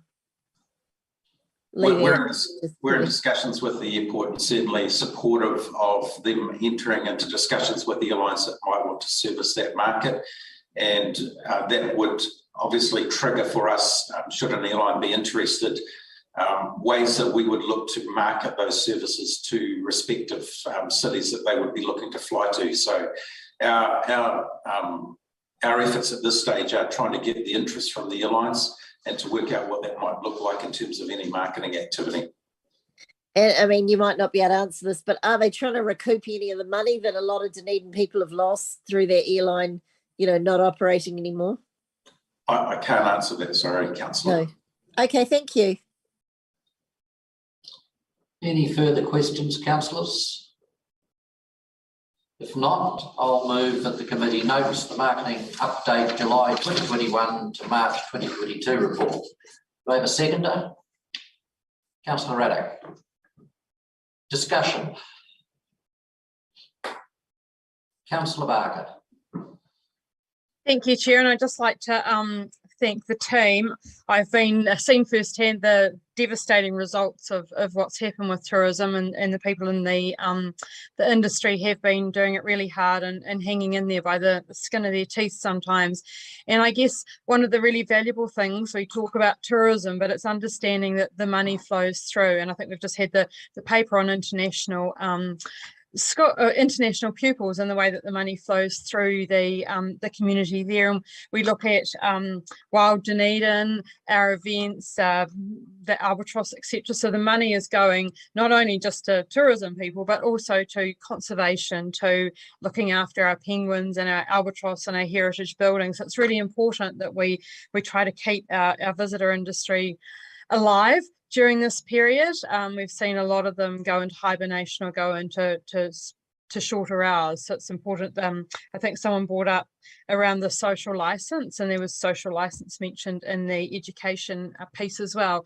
I think that's hopefully going to be addressed through the Dunedin destination plan. And I know there are statistics somewhere on the social license, and I was trying to find them, but we do have many people who understand the value of visitors. And I think it's not only the monetary value, but also the amazing energy and experiences they bring. And I've obviously hosted a lot of visitors in my time, and I miss them terribly, and I'm looking forward to having them back.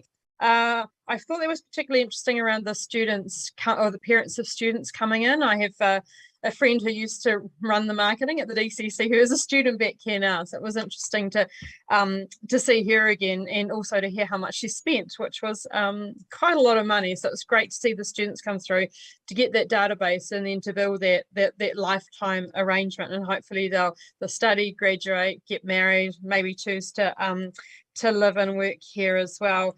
I was at online event for the University of Otago Tourism Policy School last week, I think it was, or the week before, and there was a lot of talk about regenerative tourism and carbon zero as well. And I feel it's a really important way for us to look at going forward. And I would hope that Dunedin would be able to put a stake in the ground as the wildlife capital and heritage capital of New Zealand to look at how we can be icons, I guess, of regenerative tourism and how we can work together to do that. And hopefully, I know it's going to be a really tough 6 months, but hopefully we'll see our visitors back maybe sometime in October and some smiles back on tourism members' faces. Thank you. Councillor Gary. Oh, thank you. And I am looking, as we look forward to our visitors returning, and I'm very much looking forward to that, and in particular friends and family who were inspired by the royal treatment but are keen to visit, to their return. But I'm looking forward to us delivering on the reset around tourism. There's been a lot of talk about that, how we need to reset and think differently about how our visitors interact with our city, with our community, and also paying attention to the social license when we come to the cruise ship industry, because I think there is a lot more awareness of some of the downsides of that. But I take Ms. Van Iliad's point about the benefits too. I've really enjoyed the marketing campaigns that I've observed, and the domestic tourism market, domestic visitor market has been very important to our city, and always a large proportion of the people coming to the city. International percentages have been less than that.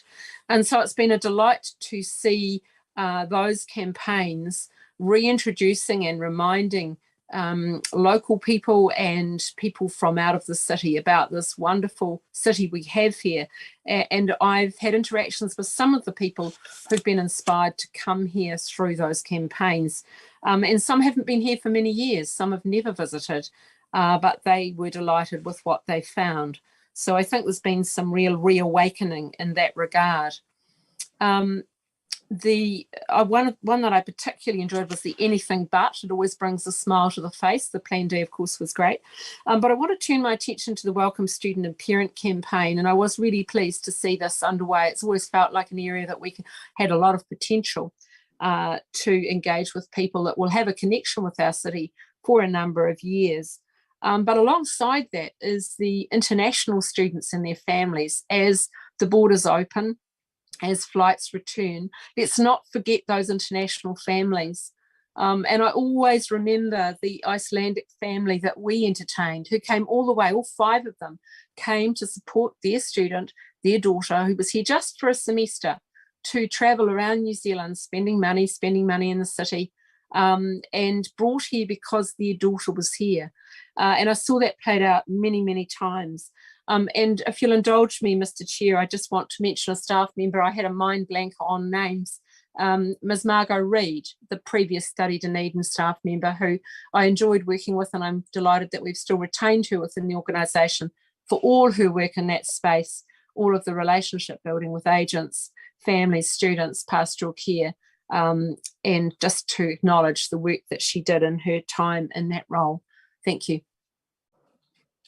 Councillor Elder.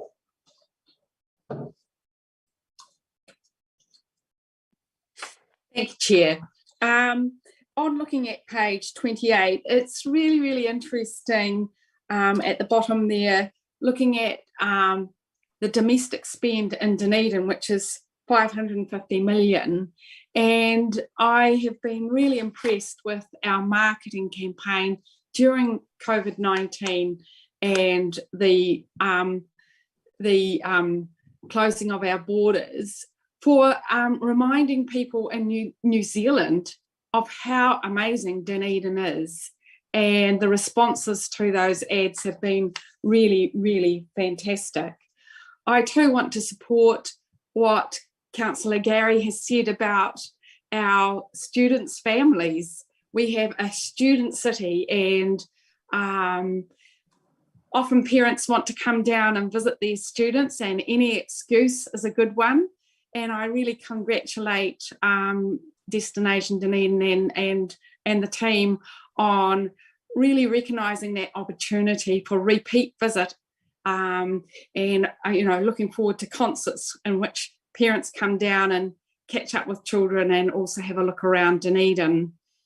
I also congratulate Dunedin in looking at its Otago-wide connections, because in fact the Central Otago touring route represents an opportunity for people to really see the whole of our region, and it's a really exciting region with a lot of cultural and heritage sites. And one of the things I'm really aware of is that 7 of the top 22 trail rides and shared trails are actually in the Otago, Southland and Waitaki regions, and I'm really supportive of that Otago cycle trail group in connecting Dunedin and connecting people to Dunedin and seeing it as not just as having other product. And I look at the Harbourside Cycleway, which I'm really excited about, where people can go from one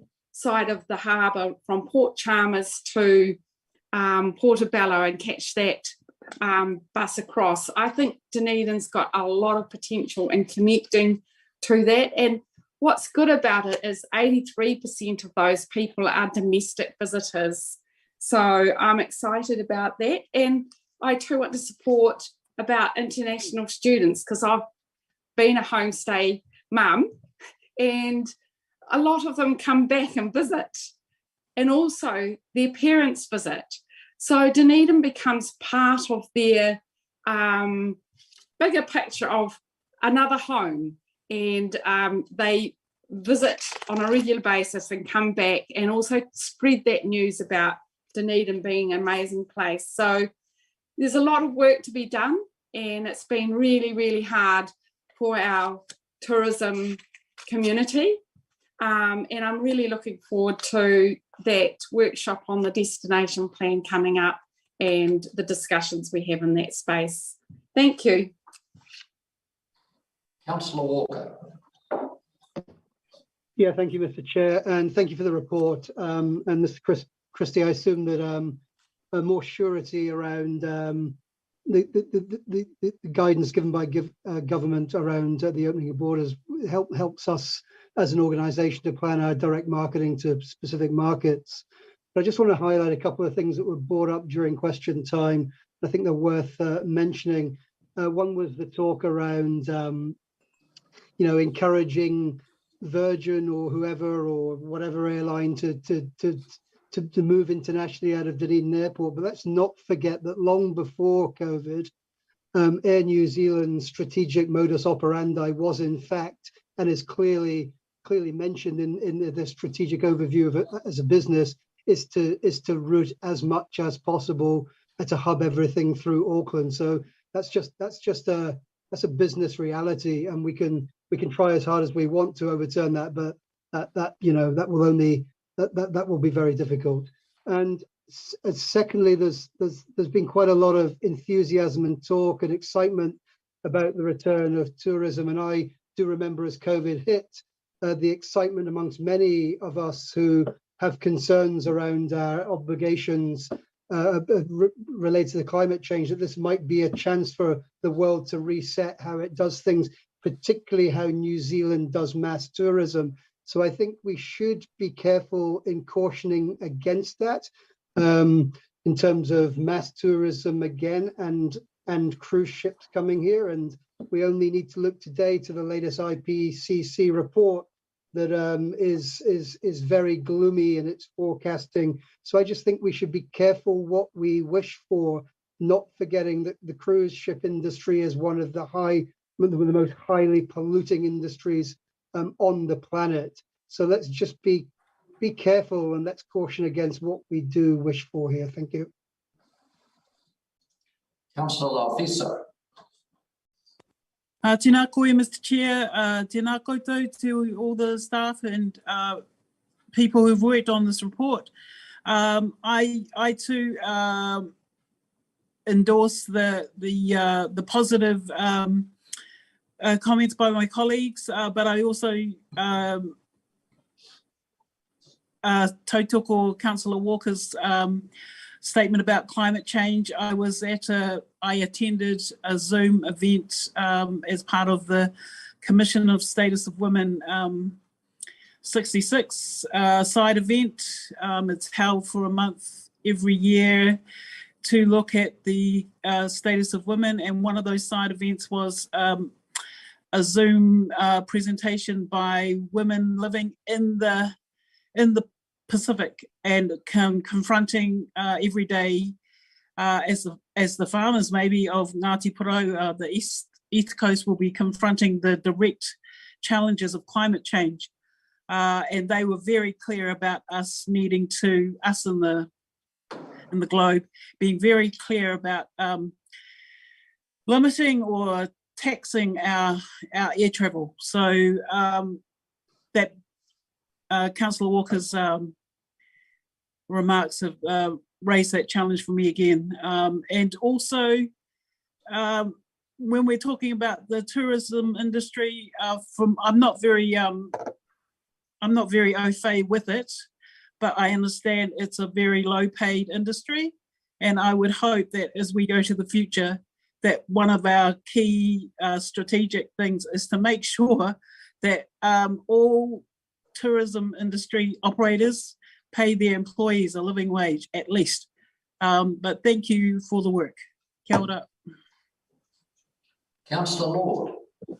Yes, thank you, Chair. Look, I just want to thank the authors of the report as well, and it's good to see that there's work going on, and it's been a difficult couple of years. But while I hear what Councillor Walker said, I still have the view that there is an option for sustainable flights out of Dunedin, and I believe we need to look at them. And I can remember the days of freedom air when you'd go down to the airport to fly away for a weekend, and the flights would be full, and they were absolutely chocker on the way there and on the way back. And while I don't quite know, I understand what Councillor Walker says, that Air New Zealand has chosen to route people through Christchurch, but there's a certain level of inconvenience required for that type of holiday or that type of overseas trip, that the direct flights out of Dunedin, I think we should actively be working through our airport and putting as much money into making those flights return as we possibly can. Thank you. Councillor Houlihan. Thank you, Chair. Yes, I agree. While I also share the concerns and have shared it through my social media platforms today as well, and heard the story on Morning Report, was very disturbed about the reports around climate change that have come out today saying, we've got a last final chance really to save the world. At the moment, it sounded pretty gloomy. It was terrible, but, action has to be taken.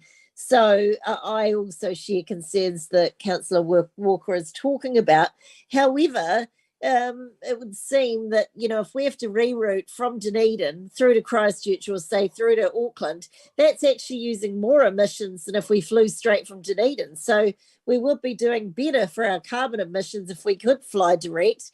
And yes, he says, we've got to look at Air New Zealand is saying it's going to route everything through Auckland. Well, that doesn't mean we have to accept that. As a city, we could complain, we could talk about the benefits for our city of having direct flights from here. After all, I know poor Air New Zealand has taken a bashing. All airlines have during this time, as of many of our businesses and obviously all of everyone, it hasn't been normal. But, for us to get some more normality and vibrancy back to our city, if we can have some direct flights, I agree with Councillor Lord with what he's saying. I've flown out of here to go overseas numerous times of direct flights from here, and it's so much easier and much cheaper, and it means more people will take it up, because if you have to go through Christchurch or Auckland, it not only uses more carbon emissions, but it's far more expensive. So for business, particularly, if you've got to do any business overseas, say in Australia, well, mainly we're talking about Australia, we don't really have direct flights.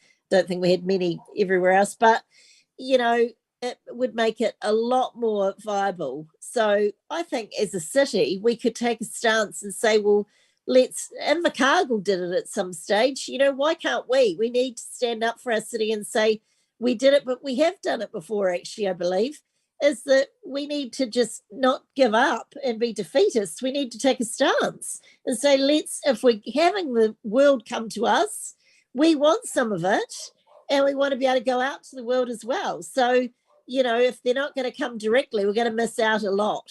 And also Queenstown, you know, is near us. That's one of the big advantages. But right now, Queenstown is hurting like hell. So, you know, we certainly could benefit from getting some of those flights. And I think that might help the whole Otago region. I think we've got a good case to put forward. Thank you. There appears to be no other speakers. So I'll put it. All those in favour? Against? That is carried. Now on to item 9, Dunedin Benchmark Comparisons Report, March 2022. And we welcome Benji Patterson, who has prepared the report, or helped prepare the report, and will speak to it. Have we go straight to questions, Chair? All right, questions, councillors?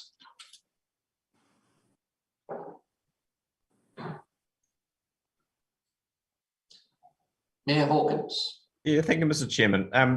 In the covering report, and apologies, I can't find it quickly, but it says this report was asked for, but it doesn't say how it was asked for. Was it requested by resolution of committee or council, or how did it find its way into the work program? Thank you, Your Worship. We tabled the more comprehensive infometrics report at the last meeting, and a council suggested that it would be useful to have a comparison against other benchmark cities, a report that we have actually generated previously, so we undertook to do that work and present it to this committee. Thank you. Councillor Elder.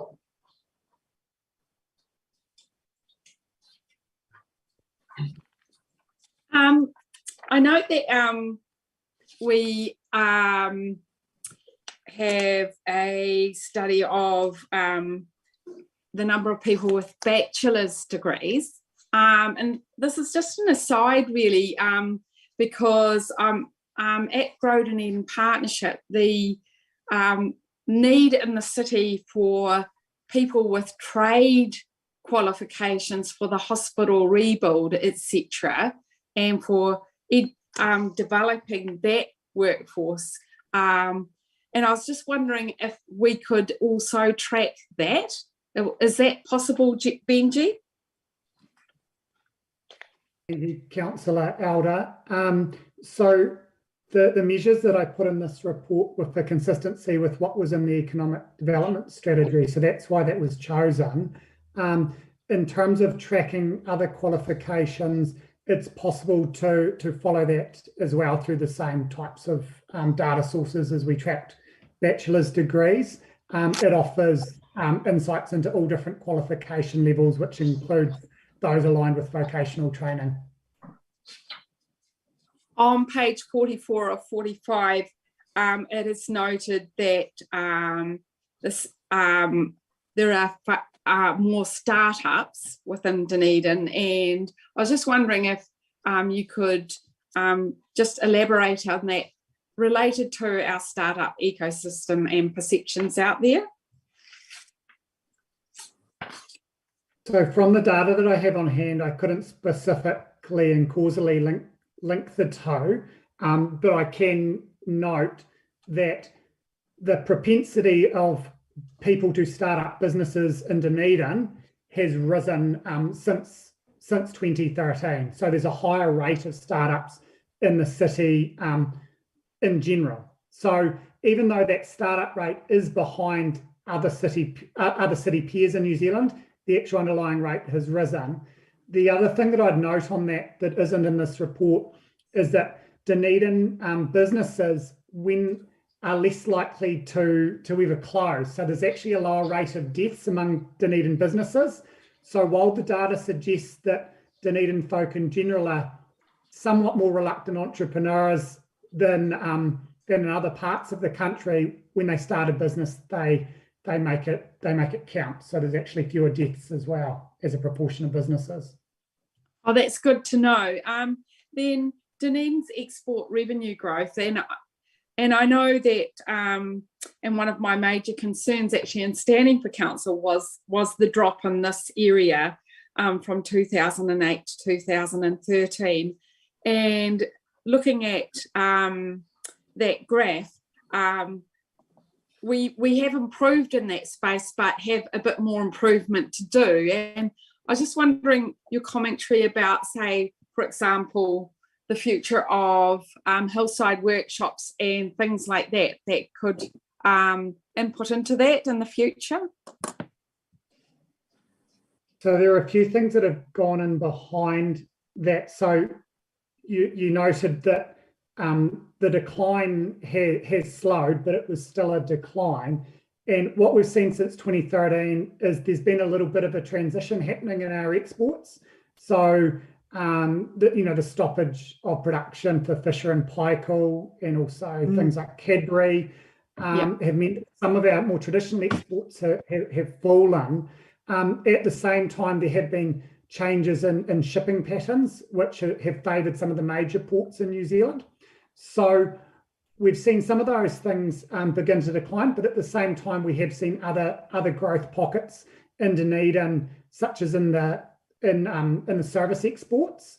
Some of those are related to tourism, which took a hammering, obviously, from the pandemic, but others are in areas which are more heavily orientated towards future growth, and they come off a very low base. So I would anticipate that they're growing quite quickly off a low base. So it will take a few years before they begin to materially impact the actual headline number. So would that be some of our boutique manufacturing, like, say, I don't know, Otago Chocolate, Scott Technology, Winely, and a number of other, and gaming studios, etc.?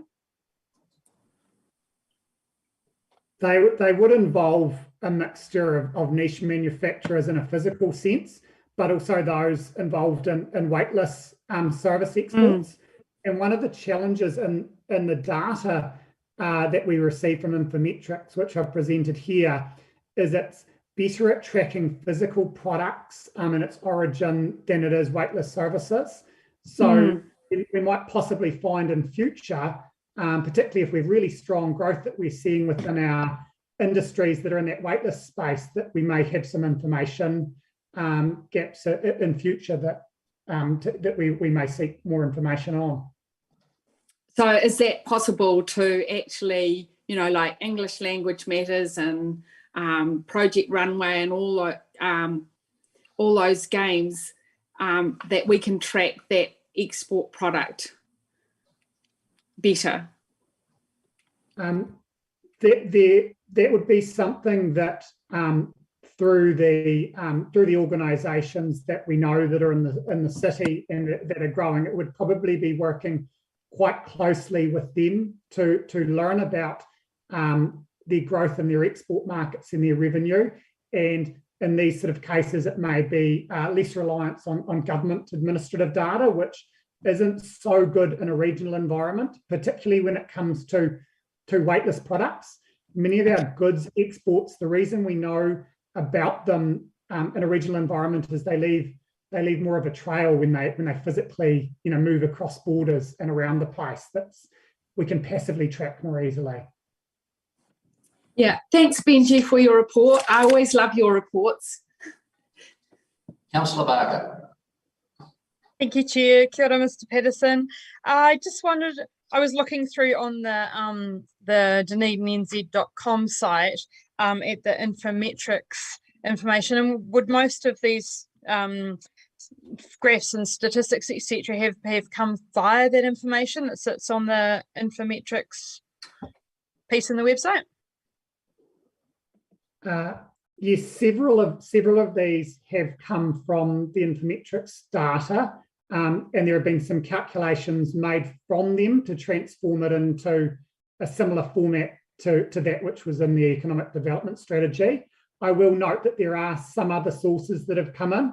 For example, the quality of life data comes in from a non-informametric source, as does the number of residents with a bachelor's degree and above, as well as the business startup data, which is from Statistics New Zealand.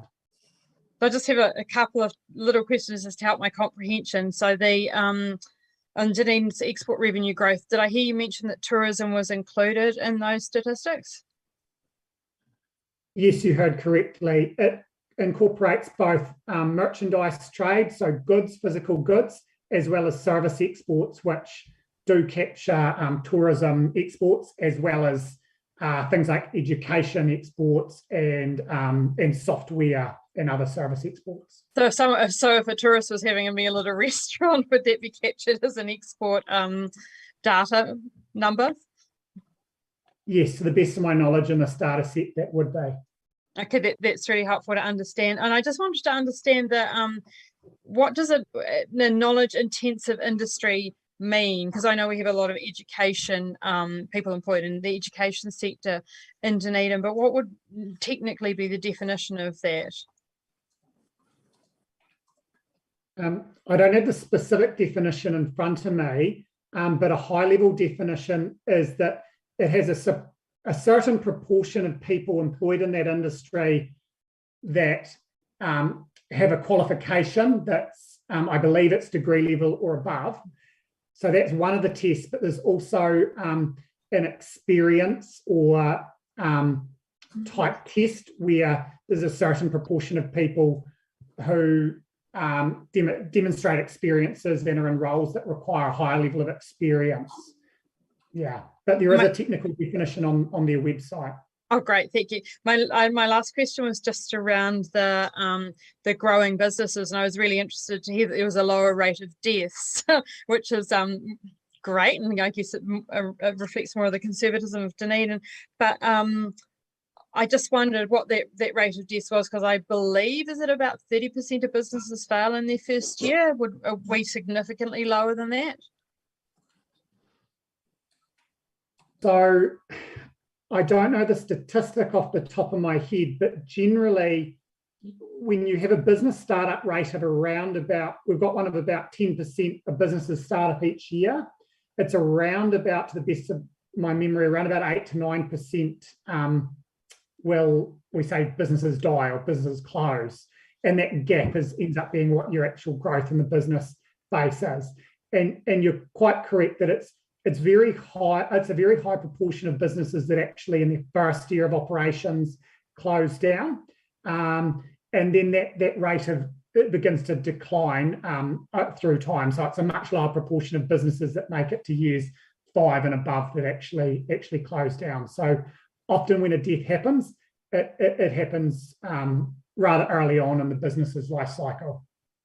But through these stats, we can't understand, because obviously the council invests a lot of money into supporting businesses, but could we infer perhaps that we have a lower death rate because of the support we're giving, or is that just something that you can't measure? It's something that would be difficult to measure specifically and causally. Yeah. Okay, thank you. Councillor Betson-Bowden. Thank you, Mr. Chairman. Have we got my questions really of management in relation to this and other reports? Have we got the Chief Executive or Mr. Drew around? You do. Ah, great. Thank you, Ms. Graham. In this report, there's no doubt about the importance of the education sector and the degree of qualification levels in this city. And the earlier report about students left no doubt about the importance of the tertiary sector, in particular to the local community, its income and so on.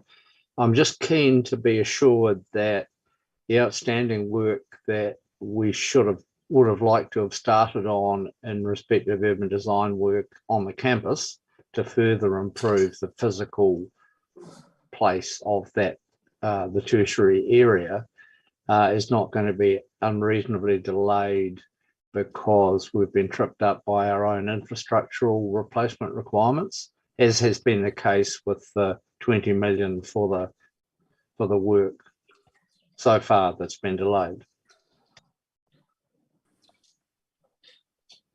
I'm not entirely sure what your question was, but if it's about... Let me try again. Okay. Can you assure us that there will not be further delay in the budgeted, approved and already delayed urban design work on the campus streets in particular?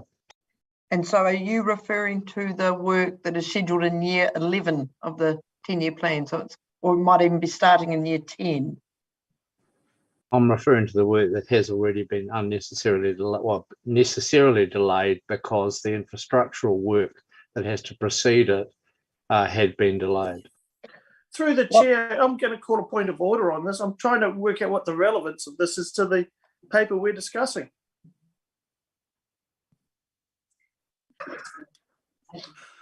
Well, speaking to the point of order, Mr. Chair, the relevance for me is our recognition of the importance of the tertiary sector and support as a city of that community and the general environment that attracts students to the city. Councillors, I'm going to take a short recess, so while I get some advice. So, Paul, could you take us offline, please? I'll second that. Thank you.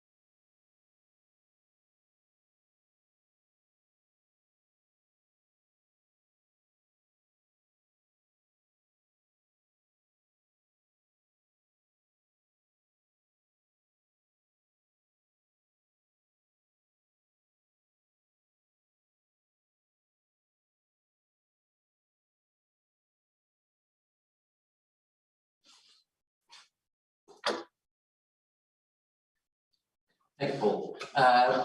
I've given it some consideration and I'm going to uphold the point of order. I think that this is not directly relevant to the paper before us. However, Councillor Benson-Pope, you may wish to raise this issue in items for the chair.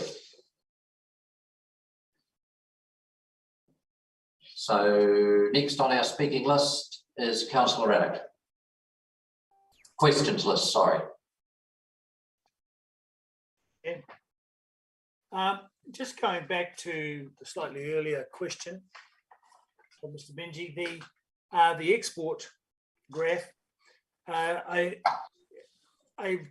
assume from your answer that it would include all digital exports, such as software as a service. So I'm just asking for confirmation of that. So if for gaming, for instance, people using games that were developed or domiciled in Dunedin, then there'd be income and revenue for that, and any kind of money coming into Dunedin from digital exports. Is that the case, Benji? Mr. Patterson? Thanks, Councillor. Theoretically, yes, it would include it, but there are two things that I would point out with regards to the data. One, the gaming industry itself in official statistics is actually quite poorly defined. So it's very hard for them to specifically measure and capture it. And it's much more difficult than financial service exports, for example, or even traditional software. The reason for that is because gaming doesn't sit neatly within an industry classification. It actually straddles quite a range of them. So they're not always well characterized. So that's one point. The second is and this is not directly to your question, but the timing of this data is to March 2021. And so some of the investment that's begun to occur in gaming in Dunedin has occurred since that time period. So I just want to make that point. Right. Although there has been a bit going on for quite a while. So we've got a good rate of startups, but still we show negative export growth. So we're having a significant loss of exports there.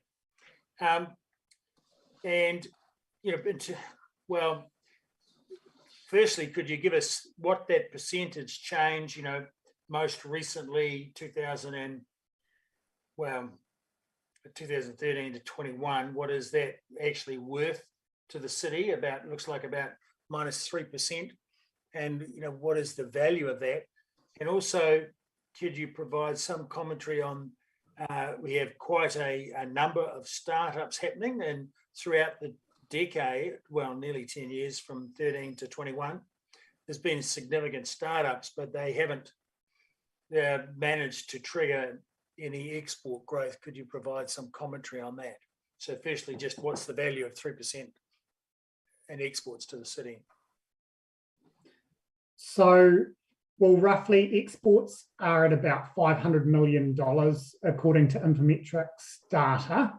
So that's the total quantum that they estimate.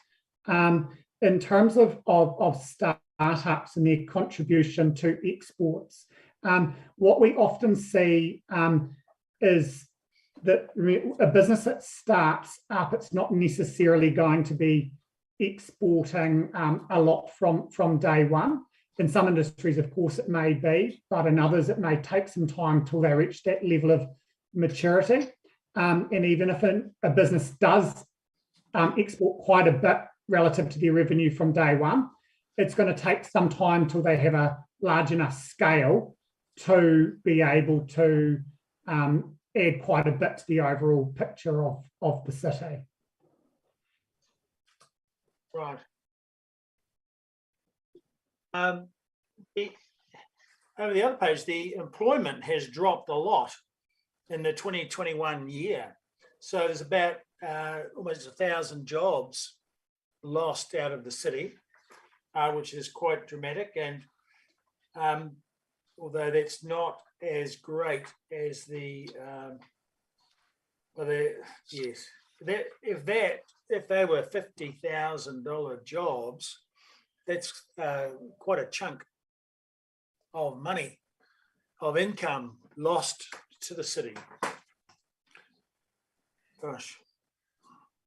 And how does that, could you provide some commentary on that relative to the drop in exports? Because of course the orange bar on your export decline is over a 8-year period. So 15 million over 8 years, so that's about 2 million a year. Compared to 1,000 jobs at say 50,000. What does that work out to? It's an awful lot.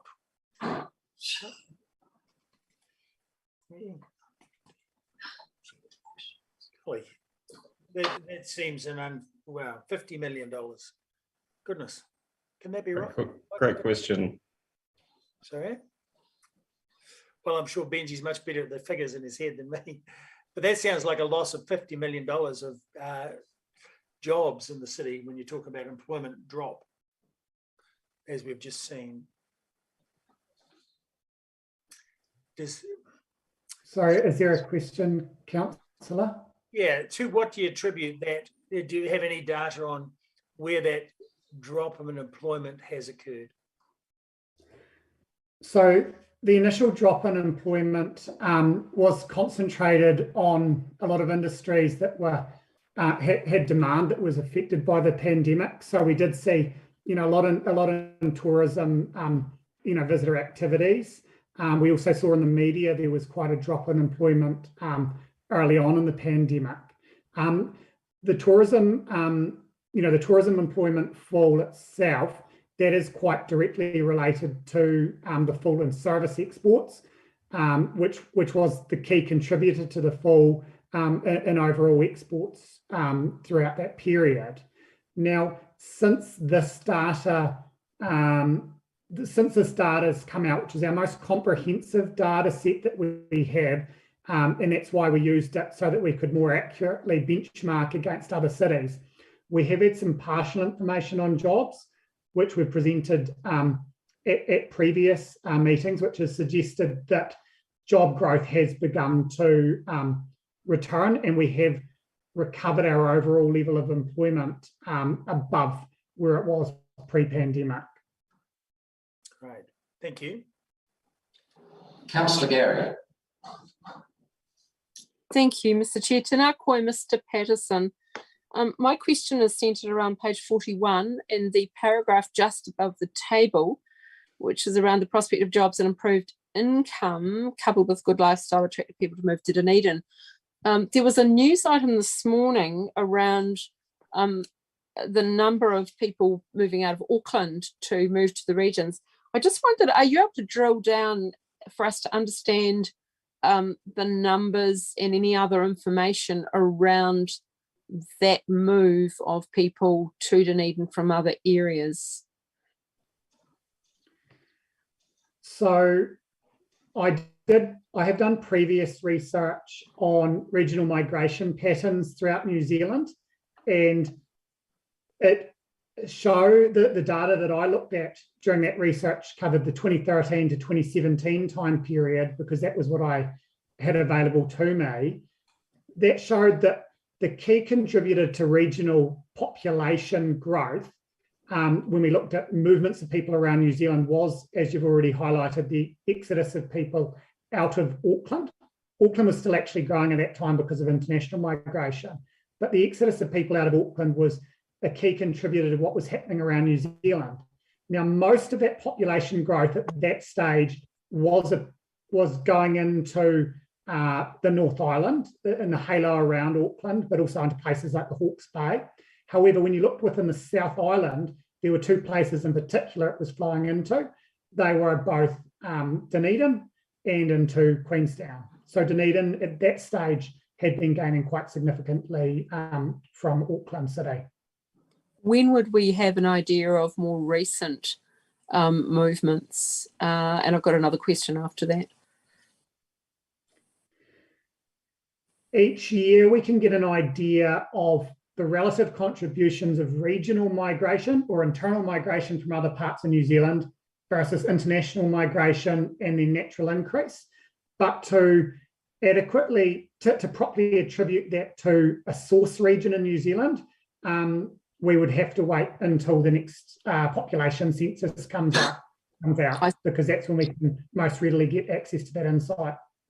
I see. And my supplementary question was something else that was mentioned in this news item, which was around the comment in your report about improved income, and they did talk about improved income, higher salaries and so forth in various regional centres. They did not mention Dunedin, interestingly enough. But here it says improved income. So I was kind of curious about that, because my understanding was that often people will take the drop in income coming from somewhere like Wellington or Auckland in order to have the lifestyle here. So I was curious to see that in there.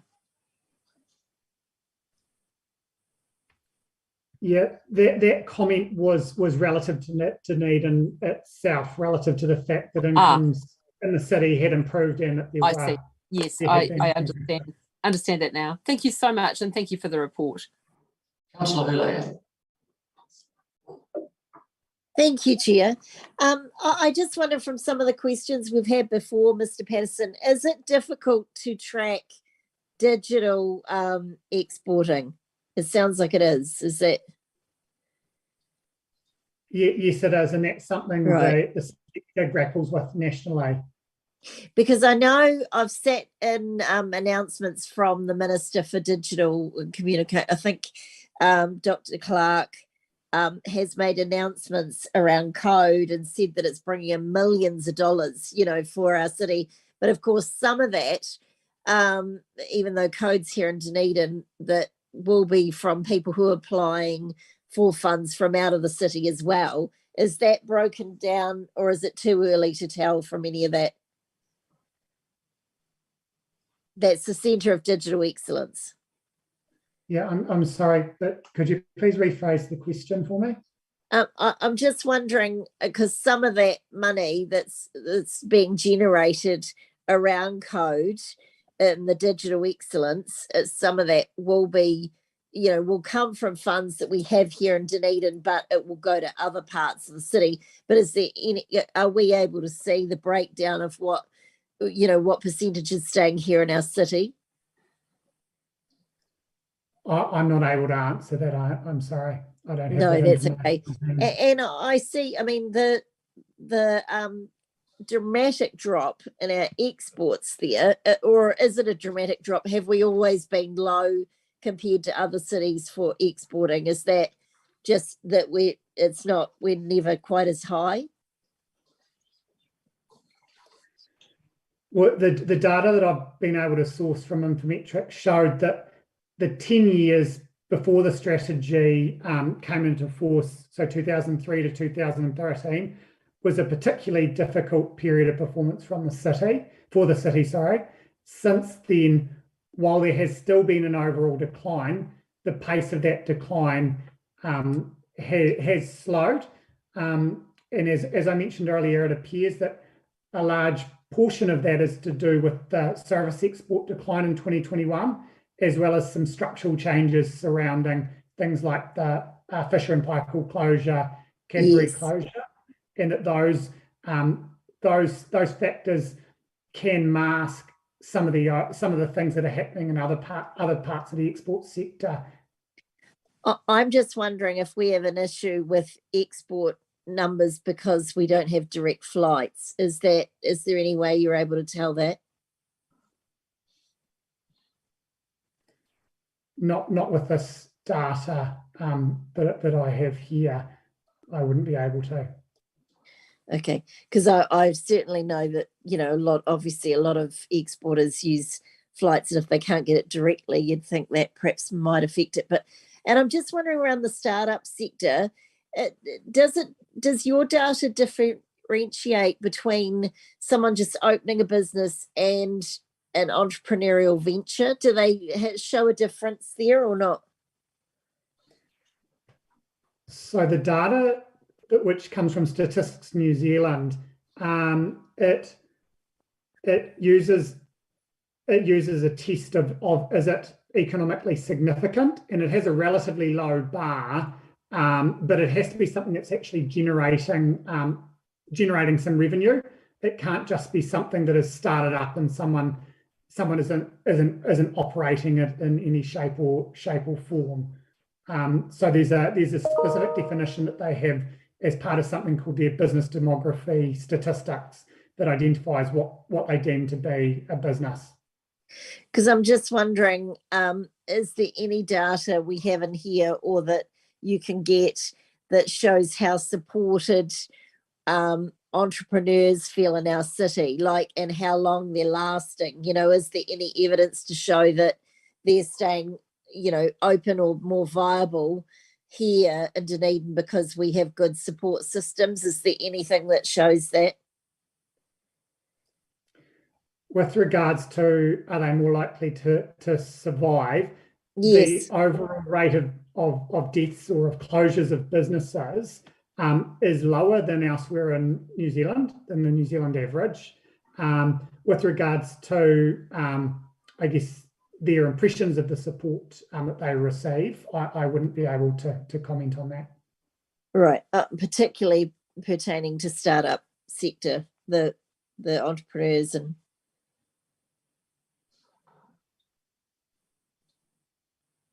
No, don't know. No. Sorry, I was trying to unmute. Also, with regards to that, with regards to this, their impressions of the support they receive and how that helps their journey, I don't have data on hand to answer that question. Okay, thank you. Councillor, can I just clarify what Councillor Raddick was talking about before around the 50 million? Are you saying that we have, was that figure correct that he was stating? And second part to that is, if that's the case, does that mean you're saying we've built back that amount that your data is showing? Does that mean we've had a growth of 50 million? That seems a lot.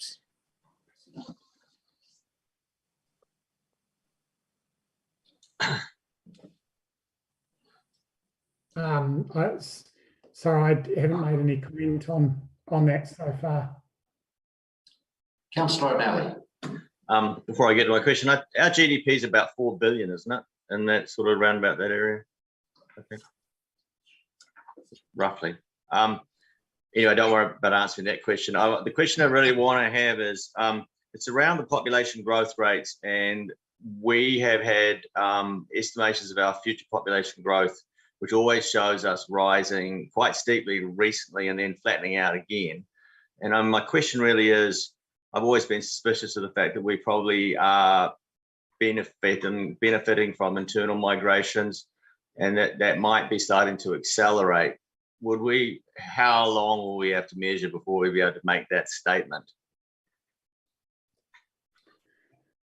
Well, what we've already seen in data is that migration into Dunedin is the primary cause of population growth, and that's the primary reason why it has lifted. The reason why a lot of population models seem to revert back to a much lower rate of growth is that they're driven by two factors, one being demographics, which despite the young demographic from the students, the underlying demographic, you know, doesn't push up natural births particularly high on average. In the past it hasn't. And so they've looked through the migration that we've seen recently and said, hey, things are going to revert back to a much lower level. And that's quite common in a lot of population growth models you see in regional New Zealand, is that they make quite conservative consumptions regarding future population inflows, from whether that's from internal or whether that's from international migration. Right, I won't make this meeting go too much longer. So basically, though, it's coming with a lot of the assumptions, and I guess my question would be, as we go forward, will we check our assumptions as we compare them against the real growth rates? Because I think, and would they be therefore likely to change in the future if they start always to, because they seem to have been diverging for the last 4 or 5 years. In other words, it's been greater than we've sort of, if you were to go back to 2010 and say, where do you think we'll be? I can guarantee you the number would have been predicted to be lower than where we are now.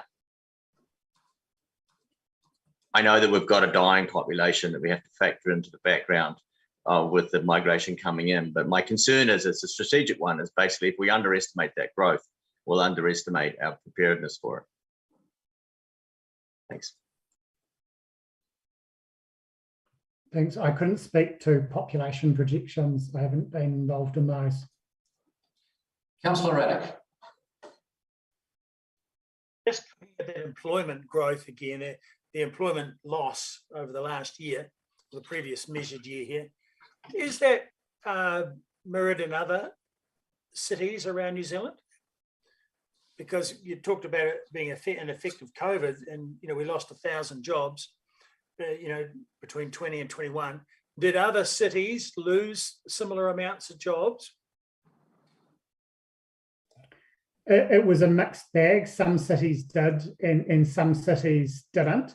What we did tend to see were that cities were disproportionately affected in the early stages of COVID compared to provincial, more farming, primary industry orientated places.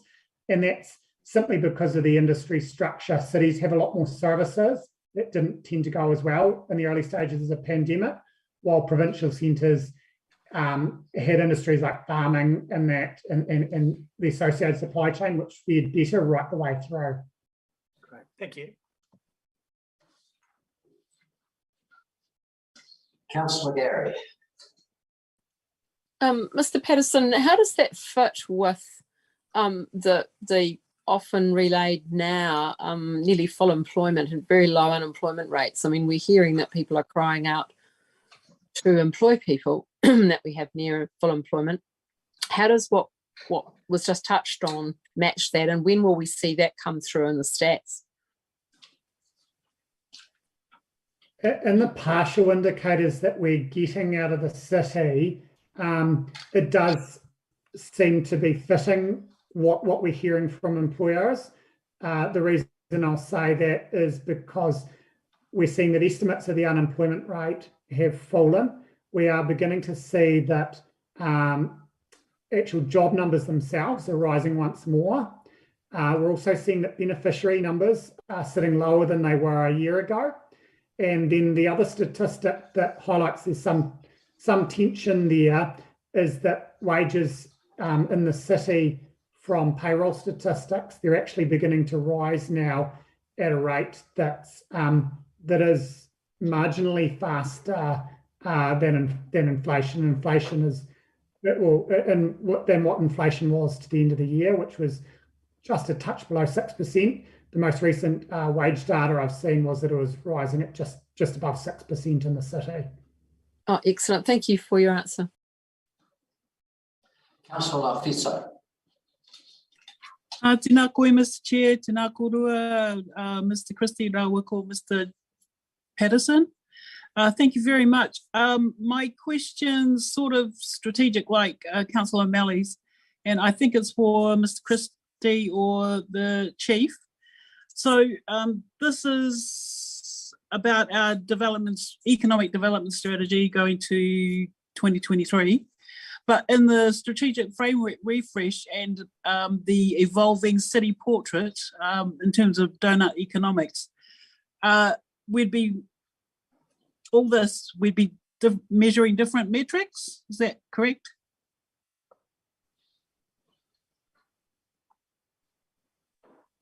You got that, JC, or do you want me? Look, yeah, certainly we would expect that there would be some different metrics that will come through as a result of the strategic framework refresh. The economic development strategy, when it was first put in place, did not measure some of the things that we'd be wanting to measure today. Thank you. Councillors, that seems to have brought us to the end of question time. I just want to let you know that I have a commitment to pick up and deliver some supplies to a friend who has COVID-19. So I've got to leave the meeting at about 4:10. So Councillor Wiley, when I reach that point, could you assume the chair, please? So councillors, debate. Councillor Barker. Thank you, Chair. I was particularly interested in the benchmarks and the measuring and monitoring of the economic development strategy, having been working at council when it started, and it's interesting to see how much it's progressed. And I also would commend the infometrics stats that sit on one of our websites as well to actually give deeper knowledge. Obviously, there's been a lot of questions today about all those statistics, and if you go to I'll share the link. If you go to the link, there's some really valuable information there, including the employment stats, which actually were up 0.8% to the end of the December year. There's job seeker benefits, all of those sort of statistics. And I think those are really helpful, because what we're trying to do is build a picture and keep our fingers on the pulse of what's happening in Dunedin. So that's why I think these statistics are really valuable. It was interesting to see the number of growth in business units as well, and how businesses are doing. We were talking about tourism earlier, which was kind of sunk, but many of those people have started businesses in other areas or are employed in other areas. It was interesting to see that the biggest growth in business units were residential, rental hiring and real estate, construction, finance and insurance, and just 21 of others. So I guess it's interesting when we're investing in startup businesses, etc., to see where they are and what sort of services they're delivering, especially if we're interested in increasing the export. I think Councillor Lofiso brought up the strategic refresh, and it will be really great to see a refresh of this, because it is nearly 10 years old now, and some of those measures that we're looking at may not be applicable in a new world. Just got another couple of notes. I just wanted us to talk about being a city of choice, and when we looked at the goal for the economic development strategy, it was to be one of the world's great small cities and a confident, competitive city, etc., etc.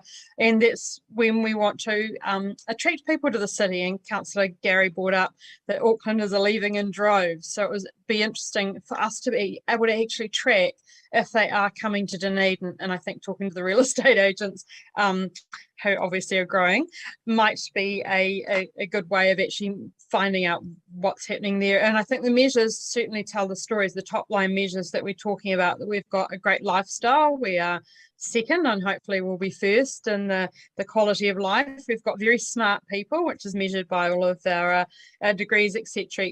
And there are opportunities for growth. And also digging down in the infometric statistics, saw some challenges that we've got, which is rental affordability. And I think we've got a gap of 5 to 6% in the rental affordability, so actually less affordable than other cities for that. We have lower mean annual earnings than the rest of New Zealand, a lower employment growth, and we also need to address those business challenges. When we look at the amount of people that get up there and start businesses, about how we support them through that and lower that rate of failure. And I actually did do a quick Google, and I saw that 96% of small businesses fail in the first 2 years, which is pretty scary. And I remember once when I used to work for Enterprise Dunedin, we had a business clinic in the library, and people would come and the councillors would ask how many businesses started up, and I would think that actually a measure of success would be how many businesses didn't start and didn't put themselves in danger, or how many people didn't put themselves in danger. So I really want to commend this report. It's great to see the advances made, and I look forward to our work on the economic development strategy, if that's what it's going to be called, and different measures that talk about the well-being of our city in the future. Thank you. Councillor Gary. Thank you. We were on track before the pandemic in terms of our goals around employment growth and our other goal around mean annual earnings. But of course, the global pandemic disrupted all of that.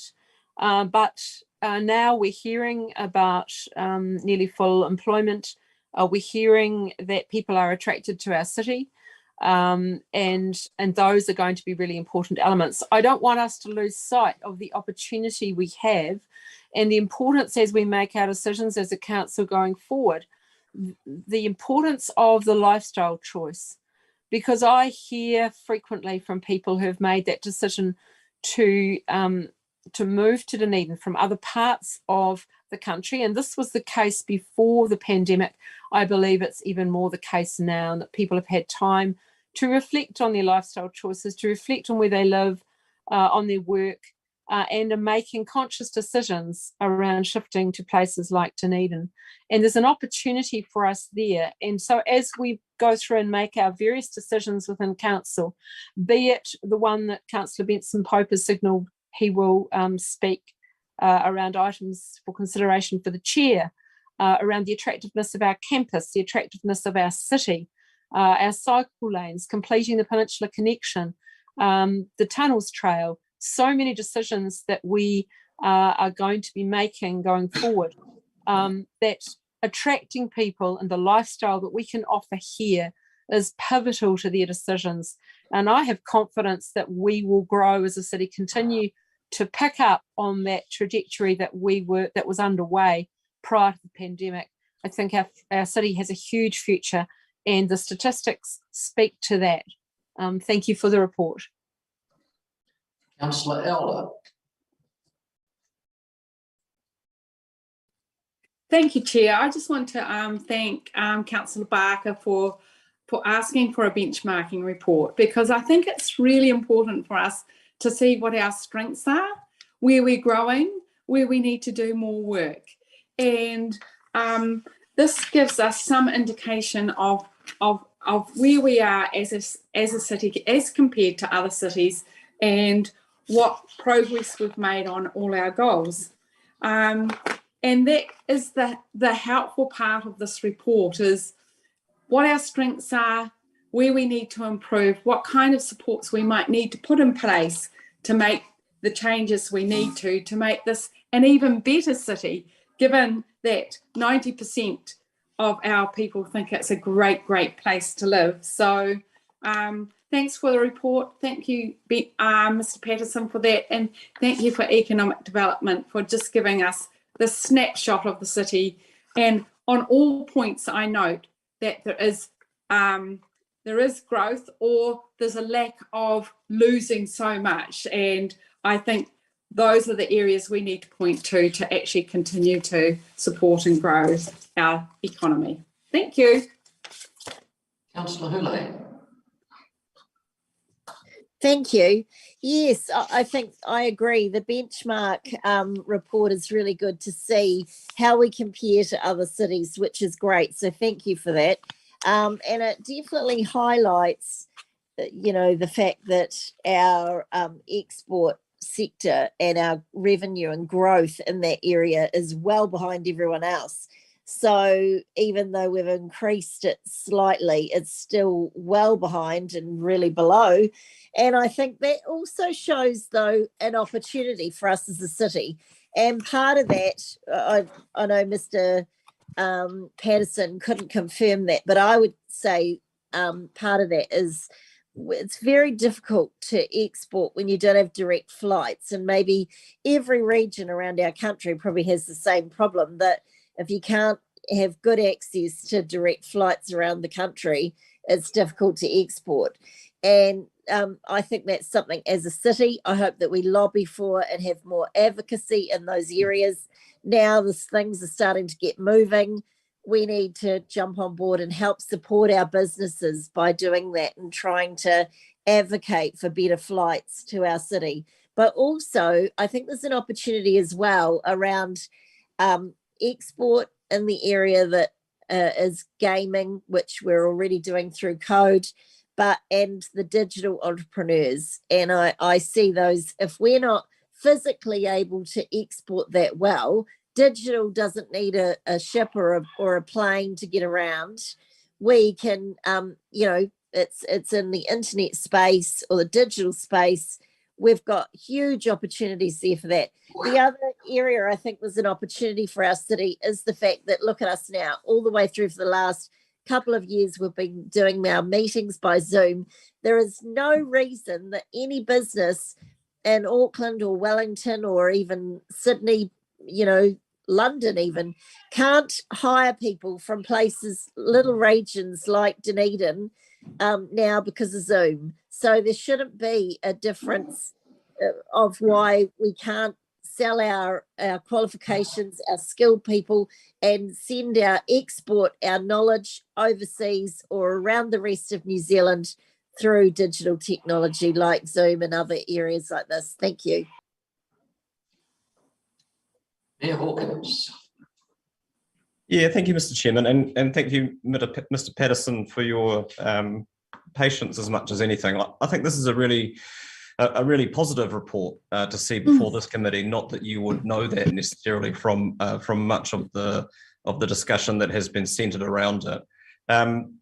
A survey, as we know, is only ever a point in time, and the past 2 years have been challenging, and we've seen the impact on employment in 2021, but also heard that that is already recovering in Mr. Patterson's commentary. But notwithstanding all of that, having 90% of the people who live in this city considering that they have a good or better quality of life is significant.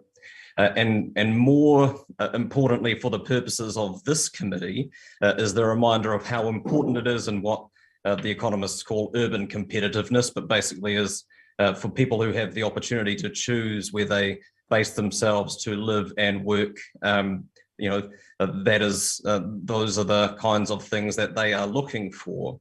And we've taught over the last 2 years, we've taught workers and employers to adapt to letting people work remotely and working from home. And I think this is only going to become an increasing part of the employment landscape. And so that means that we need to continue to invest in the kinds of things that contribute to a higher quality of life. And that is parks and galleries and museums and predator-free work and bike lanes, yes, and public transport, yes, and all of the things that people expect to see in a city in the 21st century, if they are the kinds of people who have the luxury of being able to choose where they live and work. And it's been interesting to me, the residents' opinion survey, when it was brought to council, attracted significant discussion and debate by the elected membership for its poor performance. And I would have thought that the positive feedback we're getting from this report would have attracted a similar degree of interest. And I think one of the advantages from the signal shift to more qualitative methods of getting feedback from the community is being able to reconcile the fact that people have such a poor rate the council's performance so poorly, but yet still rate their quality of life as high as they do, when so many of the things that make this a great place to live are things that we have a significant part to play in, if not are completely within the remit of council in terms of planning and delivery, because those two things in my mind can't both be true. And I think it'll be an interesting exercise for us to try and reconcile that.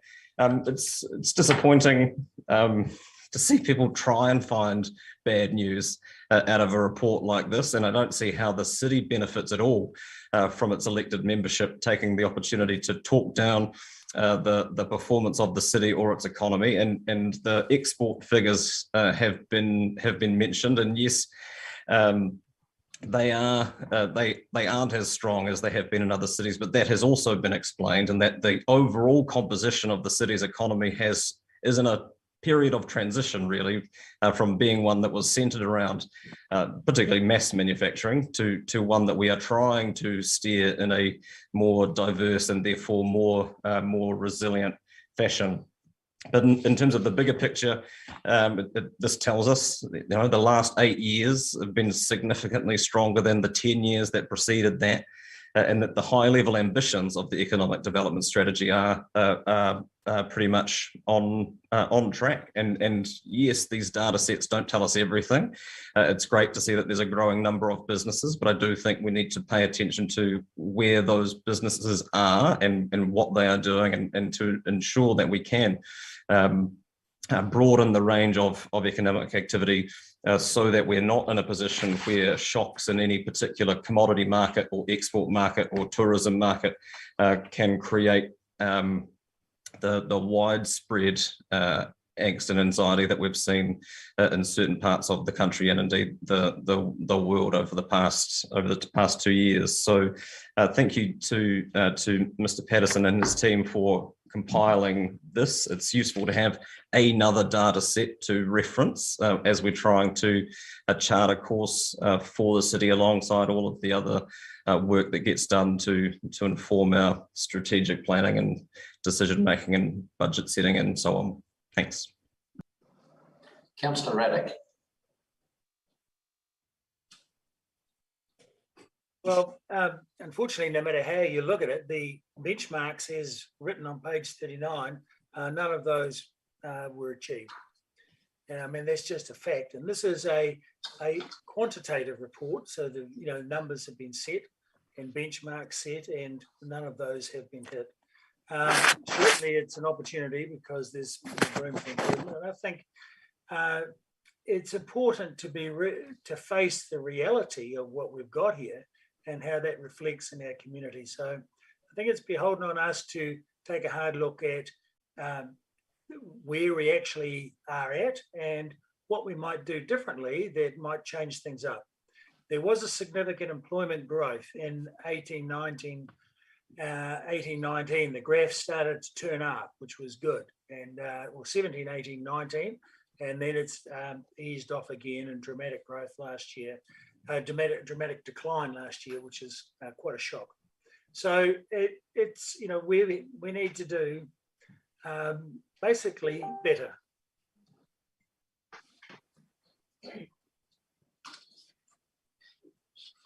Thank you, councillors. Doesn't appear to be any more speakers, so I'll take my right of reply. I just am a little bit disturbed by some of the comments that we have just heard. There is a very good reason why some of our indicators tipped in a negative direction during 2020 and 21. It was a little thing called COVID. And I don't think that that alone is necessarily a reason to believe that we need to rethink all of what we have been doing in order to continue to take the city forwards. Like the Mayor, I am quite disappointed that a number of us have decided to look for the negatives in this report, which I think is quite a positive one, rather than accept the positives and think about how we would have looked had we been in the position we were in some 6 to 9 years ago, or even perhaps 10 years ago, and COVID had come and hit us.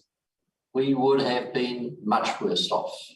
So with that, I'll put it. All those in favour? Against? Any abstentions? That is carried. Items for the chair. Councillor Benson-Pope.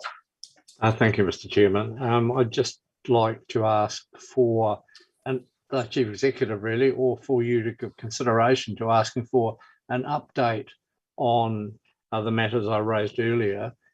Clearly, in amongst the good news, there's in these reports of today's meeting, there's repeated evidence of how important the tertiary sector and the university and Polytech are to us. We know that the university is our biggest employer, and we also have been briefed confidentially about further developments in the health sciences area, which will expand that preeminence further. We have a large amount of money in our budgets that will support the university, and as yet we've done little more than pay lip service to getting that work done. So I think it's time for a bit of a stock take on when we are going to front up with the work to support such an important centre of excellence in our town. That's all. Thank you. Thank you. That is noted. Councillor O'Malley. Thank you, Mr. Chair. When we are considering that, can it also be put into consideration of our ability to execute the existing projects that have been put in front of it, such as George Street and the connecting Shaping Future Dunedin transport programs, because it's not really my belief that this has actually been a deliberate walk away from the tertiary precinct, but in fact it's an allocation of resources. So presumably when we get the chair's report, we'll get the full context of that. Thank you. Thank you. No other items for the chair? If not, I will close the meeting. Paul, you can take us offline.